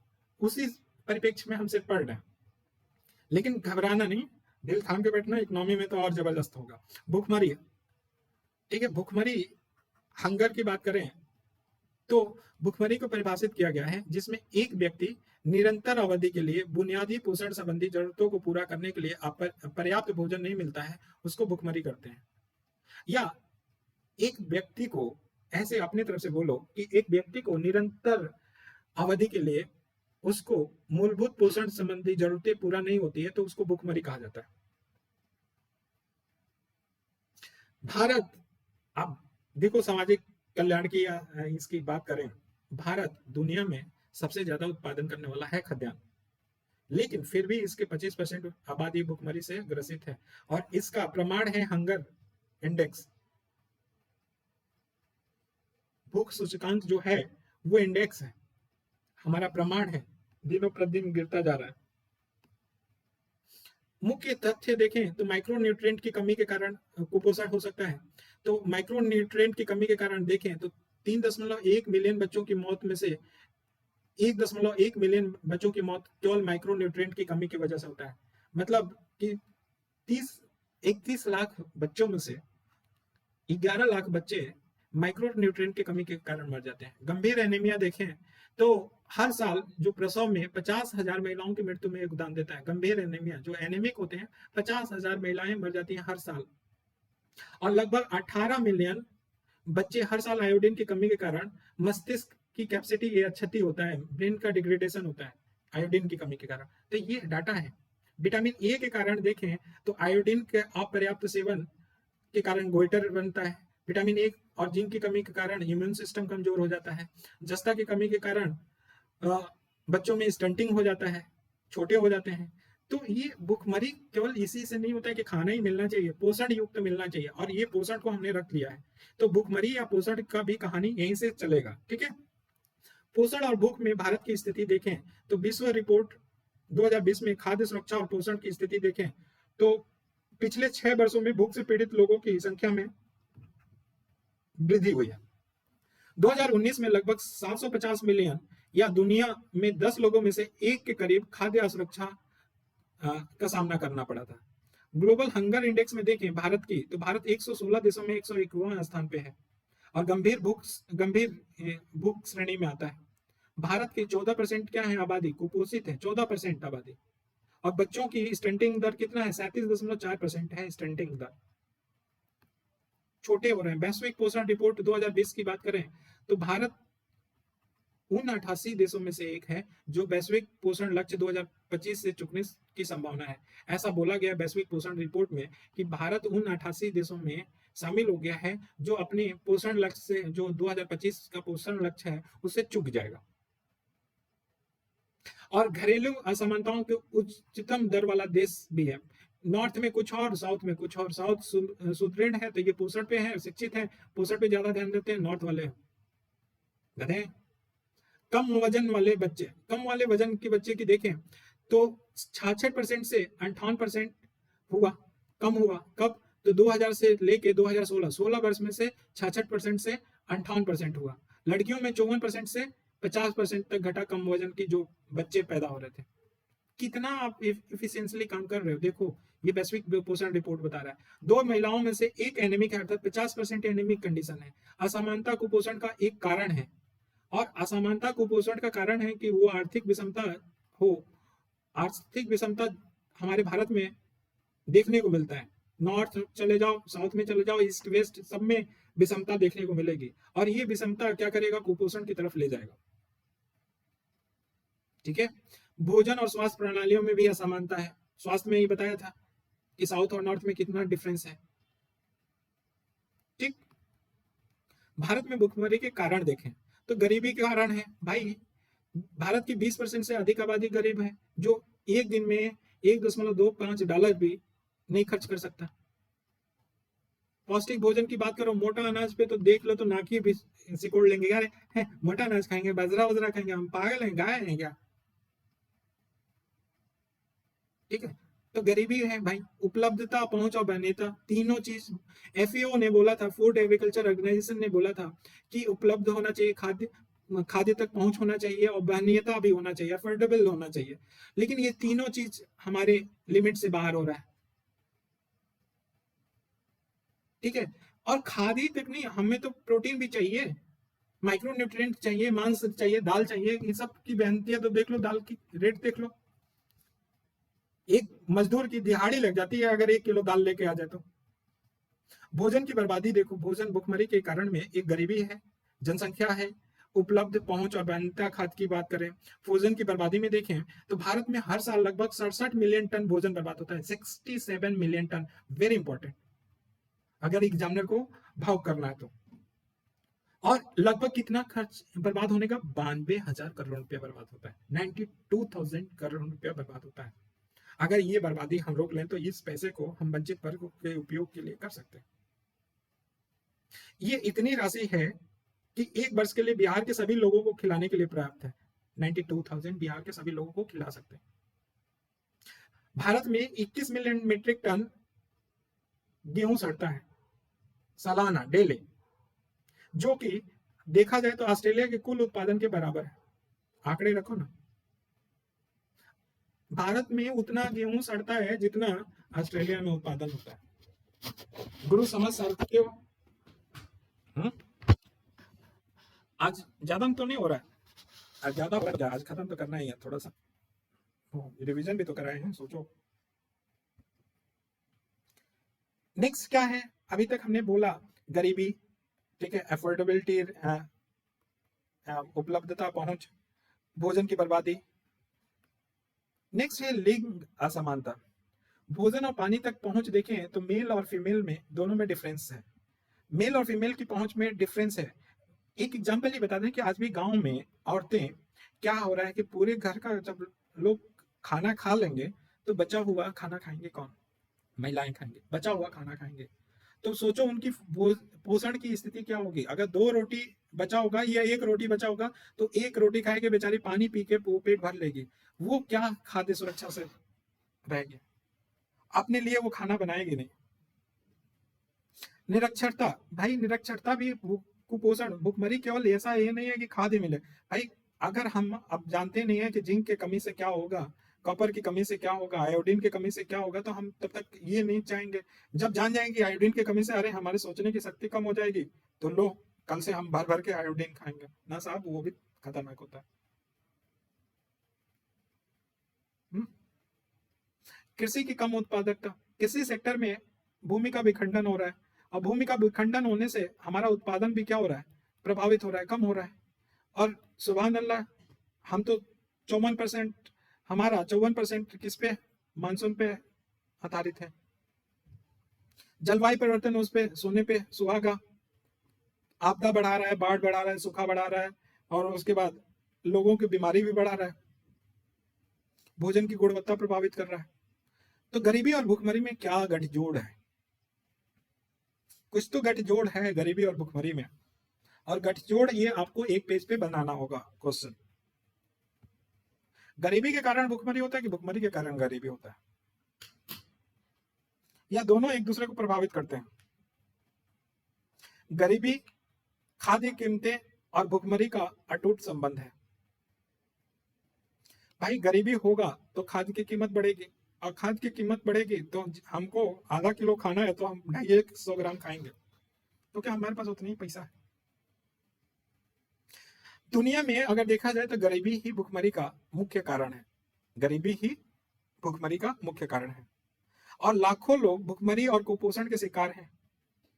कुछ तो खाना ही नहीं मिल पा रहा है, पोषण युक्त खाना नहीं मिल रहा है तो उससे शिकार है, और कुछ लोग पिज्जा बर्गर खा के, तो मतलब धनी भी इससे शिकार है और गरीब भी शिकार है।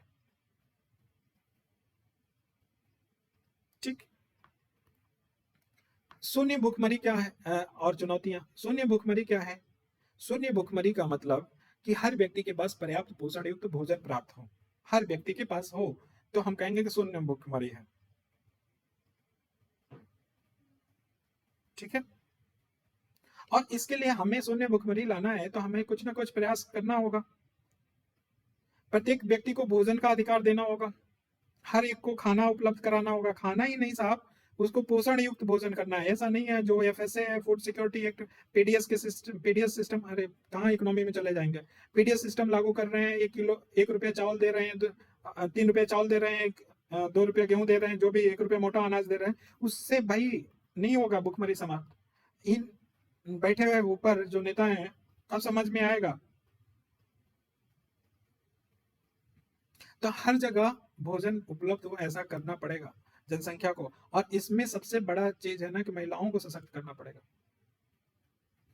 खेती कृषि को सशक्त करना पड़ेगा। उद्योग, खाओगे अपना जीन्स टी शर्ट पैंट जूता खाओगे, जब तक कृषि, कब समझ में आएगा कृषि को क्यों नहीं है उतना वेटेज? हर जगह, हर दुनिया में हर जगह कृषि में जो किसान होते हैं ना, वो सबसे ज्यादा प्रॉफिटेबल होता है, सबसे ज्यादा, और सबको सम्मान, सब लोग सम्मान देते हैं। लेकिन आज के डेट में वही किसान जूता ना पहन के, चप्पल धोती कुर्ता पहन के एक्सिस बैंक में, आईसीआईसीआई बैंक में घुस जाए, देखो क्या हालत है। आप इंग्लिश बोल रहे हो अच्छे से तो आपको 1 गिलास पानी पिला दिया जाएगा सर।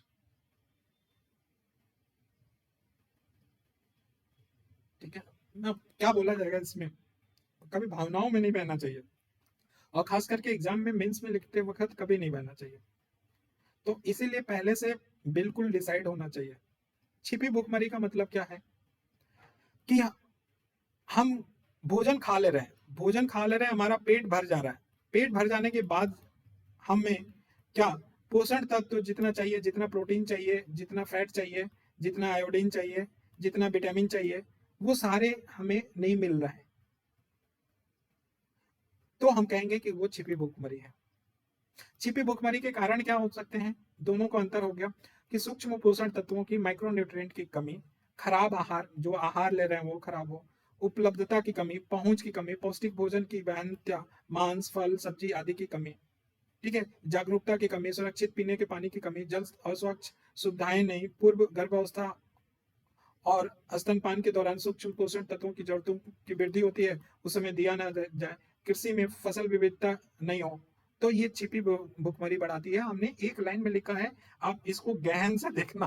कहते हैं ना कि हम लाइन में लिख दिए तो बताने के लिए कि ये कोई बड़ी बात, रॉकेट साइंस नहीं है, बैठ के इस पे सोचना, कारण और कारण को खोल लेना। ठीक। प्रभाव क्या होगा भुखमरी के कारण? बच्चों और किशोरों पे होगा, स्टंटिंग बढ़ेगा, वेस्टिंग बढ़ेगा और एनेमिक होंगे। ठीक है। और जब स्टंटिंग वेस्टिंग एनेमिक होंगे और पोषण तत्व की कमी होगी तो संक्रमण, इन्फेक्शन ज्यादा होगा और सबकी डेथ रेट बढ़ेगी। डेथ रेट, चाहे बच्चा हो, चाहे युवा हो, चाहे महिला हो, सबकी। गर्भवती महिला पे प्रभाव पड़ेगा, प्रसवकालीन दिक्कत होगा, मृत्यु दर में वृद्धि हो जाएगी, उसकी जटिलताओं में वृद्धि हो जाएगी, एनेमिक हो जाएगी। वयस्क पे होगा, खराब स्वास्थ्य होगा, कम उत्पादक होगा, मतलब वो कार्य नहीं कर पाएगा, जल्दी मर जाएगा, कुपोषण हो जाएगा, पुरानी बीमारियों की खतरा बढ़ जाएगा। ठीक है, तो ये सारे होंगे। राष्ट्रों के विकास को प्रभावित करेगा, जब इन सबको प्रभावित करेगा तो राष्ट्र को भी प्रभावित करेगा। तो ये प्रभाव होगा। प्रभाव में देखो, अब नेक्स्ट हमारा क्या है, गरीबी। गरीबी है तो इसके बाद कितने लेक्चर हैं, ये हमारा लास्ट टॉपिक है गरीबी। अब गरीबी को सब कोई जानता होगा, गरीबी से क्या है, हमने पीछे डाटा भी बोलना था कि कैसे फॉर्मेट बनाना है। वो विश्व बैंक के हिसाब से गरीबी देखा जाए, जो प्रतिदिन 1.90 या $2 से भी कम कमाए, वो क्या है, गरीब है। ठीक है, गरीब का मतलब क्या, कि भोजन अच्छा ना मिले, स्वच्छ पानी ना मिले, आश्रय ना हो, अर्थात रोटी कपड़ा और मकान। ठीक है, रोटी कपड़ा और मकान ना मिले, उसमें पानी भी जोड़ देना, तो कहा जाएगा कि हाँ गरीब है। दो तरह की गरीबी होती है, एक निरपेक्ष गरीबी, एक सापेक्ष गरीबी। इसको बड़ा आसान से समझें, निरपेक्ष की गरीबी और सापेक्ष गरीबी कैसे देखा जाता है। जैसे हम कहेंगे कि आप हैं, ये मान लो कि आप हैं और ये हम हैं, थोड़ा सा मोटा सा हम बना ले रहे हैं। ठीक है, ये हम हैं। ठीक, अब हम कह रहे हैं हम बहुत धनी हैं, अपने आप को बना रहे हैं धनी। ठीक है, हम बहुत धनी हैं, हम कमा रहे हैं डेली एक दिन 10,000 रुपया। ठीक है, ये कमा रहा है डेली 100 रुपया, 100 रुपया। अब सापेक्ष गरीबी, गरीबी में क्या होता है कि हमको मानदंड बना लिया गया, हमारे हिसाब से देखा जाए तो ये क्या है, गरीबी है, गरीब है, तुच्छ आदमी है।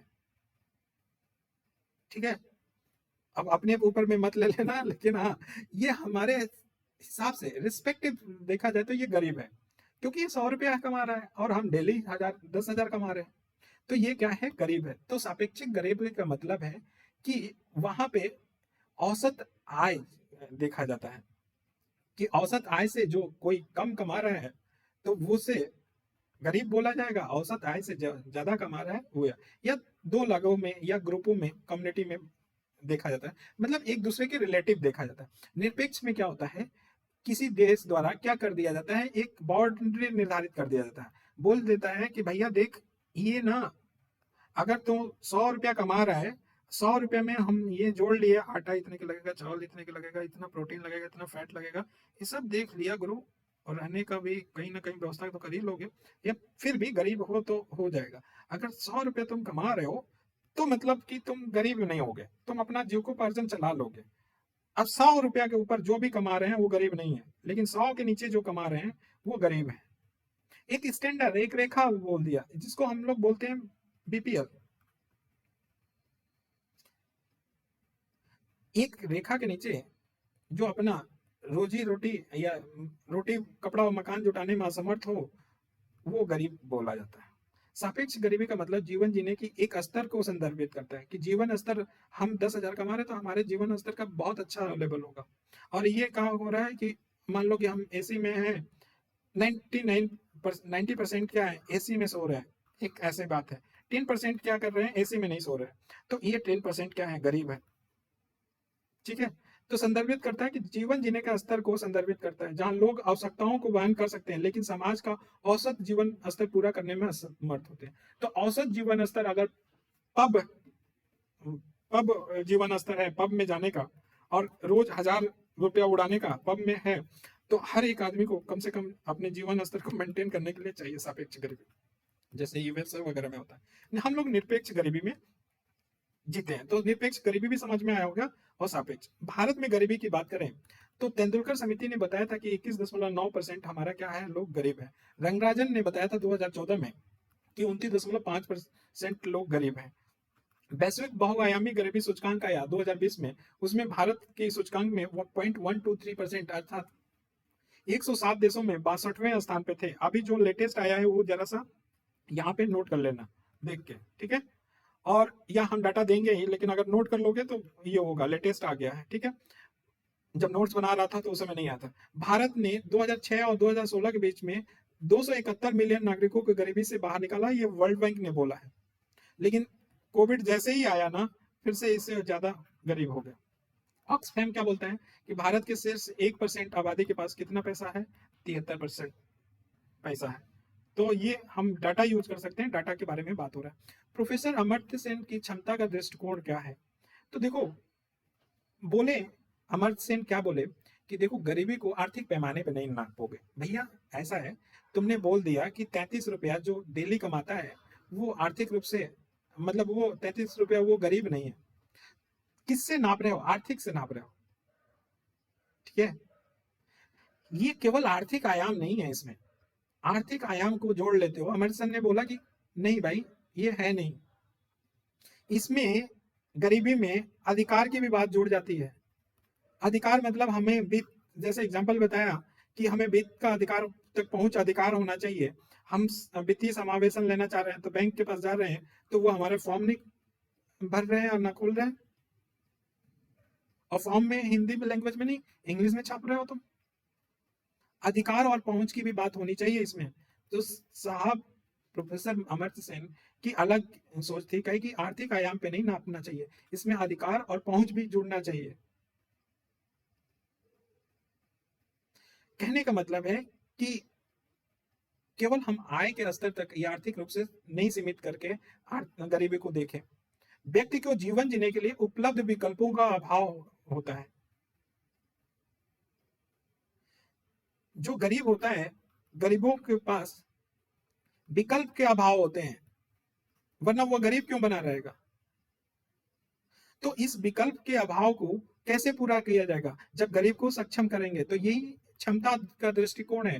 कहा अमर्त्य ने कि भाई उनकी क्षमता बनाओ। तुम ऐसा नहीं है कि तुम 2 रोटी ले लो योजना चला दोगे तो गरीबी खत्म हो जाएगा। गरीबों की क्षमता विकसित करो, विकल्प बढ़ाओ, उनके पास विकल्प के साधन हो कि हम ये कर सकते हैं, वो कर सकते हैं, ये कर सकते हैं। भाई विकल्प, गरीब क्या चाहता है? गरीब अगर जूता पालिश कर रहा है तो जूता ही पालिश करेगा ना, उसके पास विकल्प ही नहीं है। रोजगार कहां से होगा, करेगा क्या? टाई पहन के रोजगार कर सकता? नहीं कर सकता। तो अमर्त्य सेन के अनुसार 5 समान स्वतंत्रताएं जो क्षमताओं को रेखांकित करते हैं। अगर ये 5 स्वतंत्रताएं नहीं होंगी तो ये गरीबी को जन्म देगा। क्या है? पहला तो नागरिक अधिकारों सहित राजनीतिक स्वतंत्रता। जो नागरिक के अधिकार हैं उनके सहित राजनीतिक स्वतंत्रता मिलना चाहिए। ऋण तक पहुंच होना चाहिए, अर्थात आर्थिक सुविधाएं मिलना चाहिए। सामाजिक अवसरों में जैसे स्वास्थ्य देखभाल है, शिक्षा है, सामाजिक सेवा है, सब तक पहुंच होना चाहिए, सब तक पहुंच होना चाहिए। लोगों के बीच और लोगों के बीच और लोग और सरकार के बीच में संबंध में क्या हो? पारदर्शिता हो। बेरोजगार होने की दशा में बेरोजगारी लाभ मिले इसको। आपातकाल आ जाए या अकाल आ जाए तो उसमें उसको आर्थिक सुरक्षा का जाल देना चाहिए, आर्थिक सुरक्षा देना चाहिए उसको।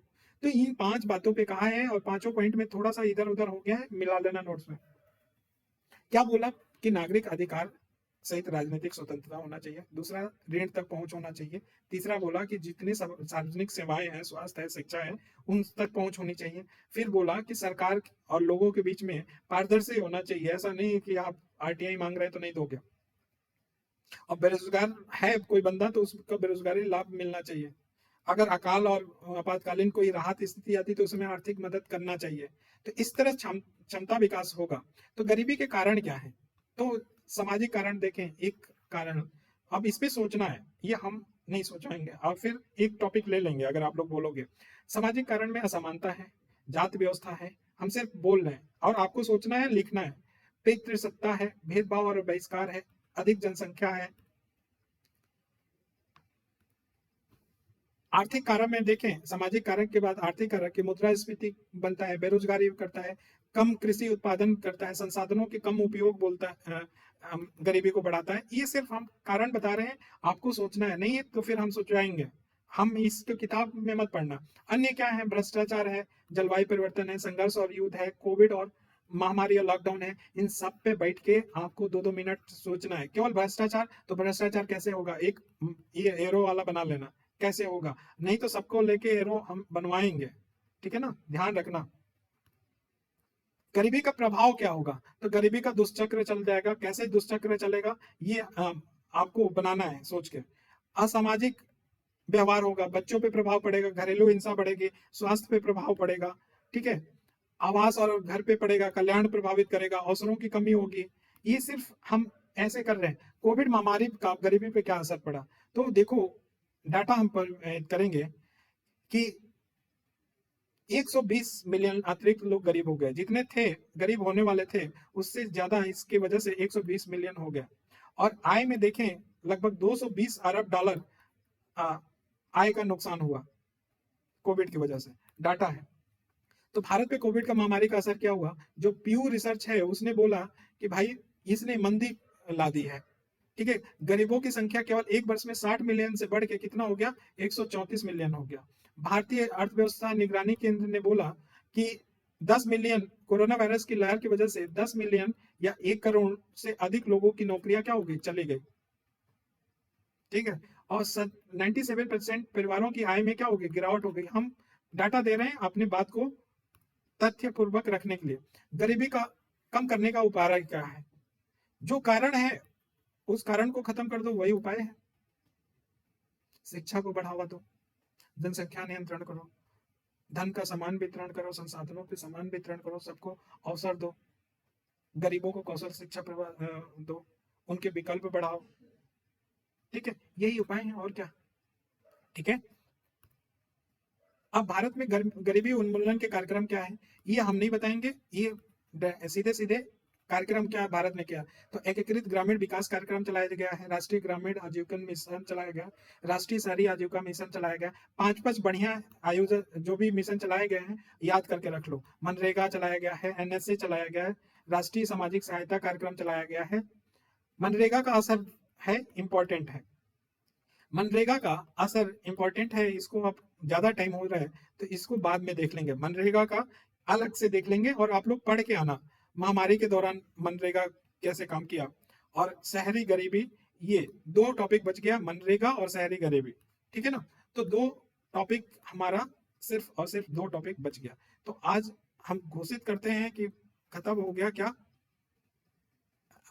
Social justice. और कल जो हम वीडियो होगा उसमें 10 मिनट इन 2 लेक्चर बता देंगे, हो जाएगा। ठीक है, परेशान ना हो। तो ये मनरेगा और शहरी गरीबी खत्म हो गया। नेक्स्ट जो हम लोग मीट करेंगे ऑनलाइन पे, याद दिलाना कि गरीबी के जितने डायमेंशन है उस पर हम लोग सोचेंगे, बैठे बैठे सोचेंगे।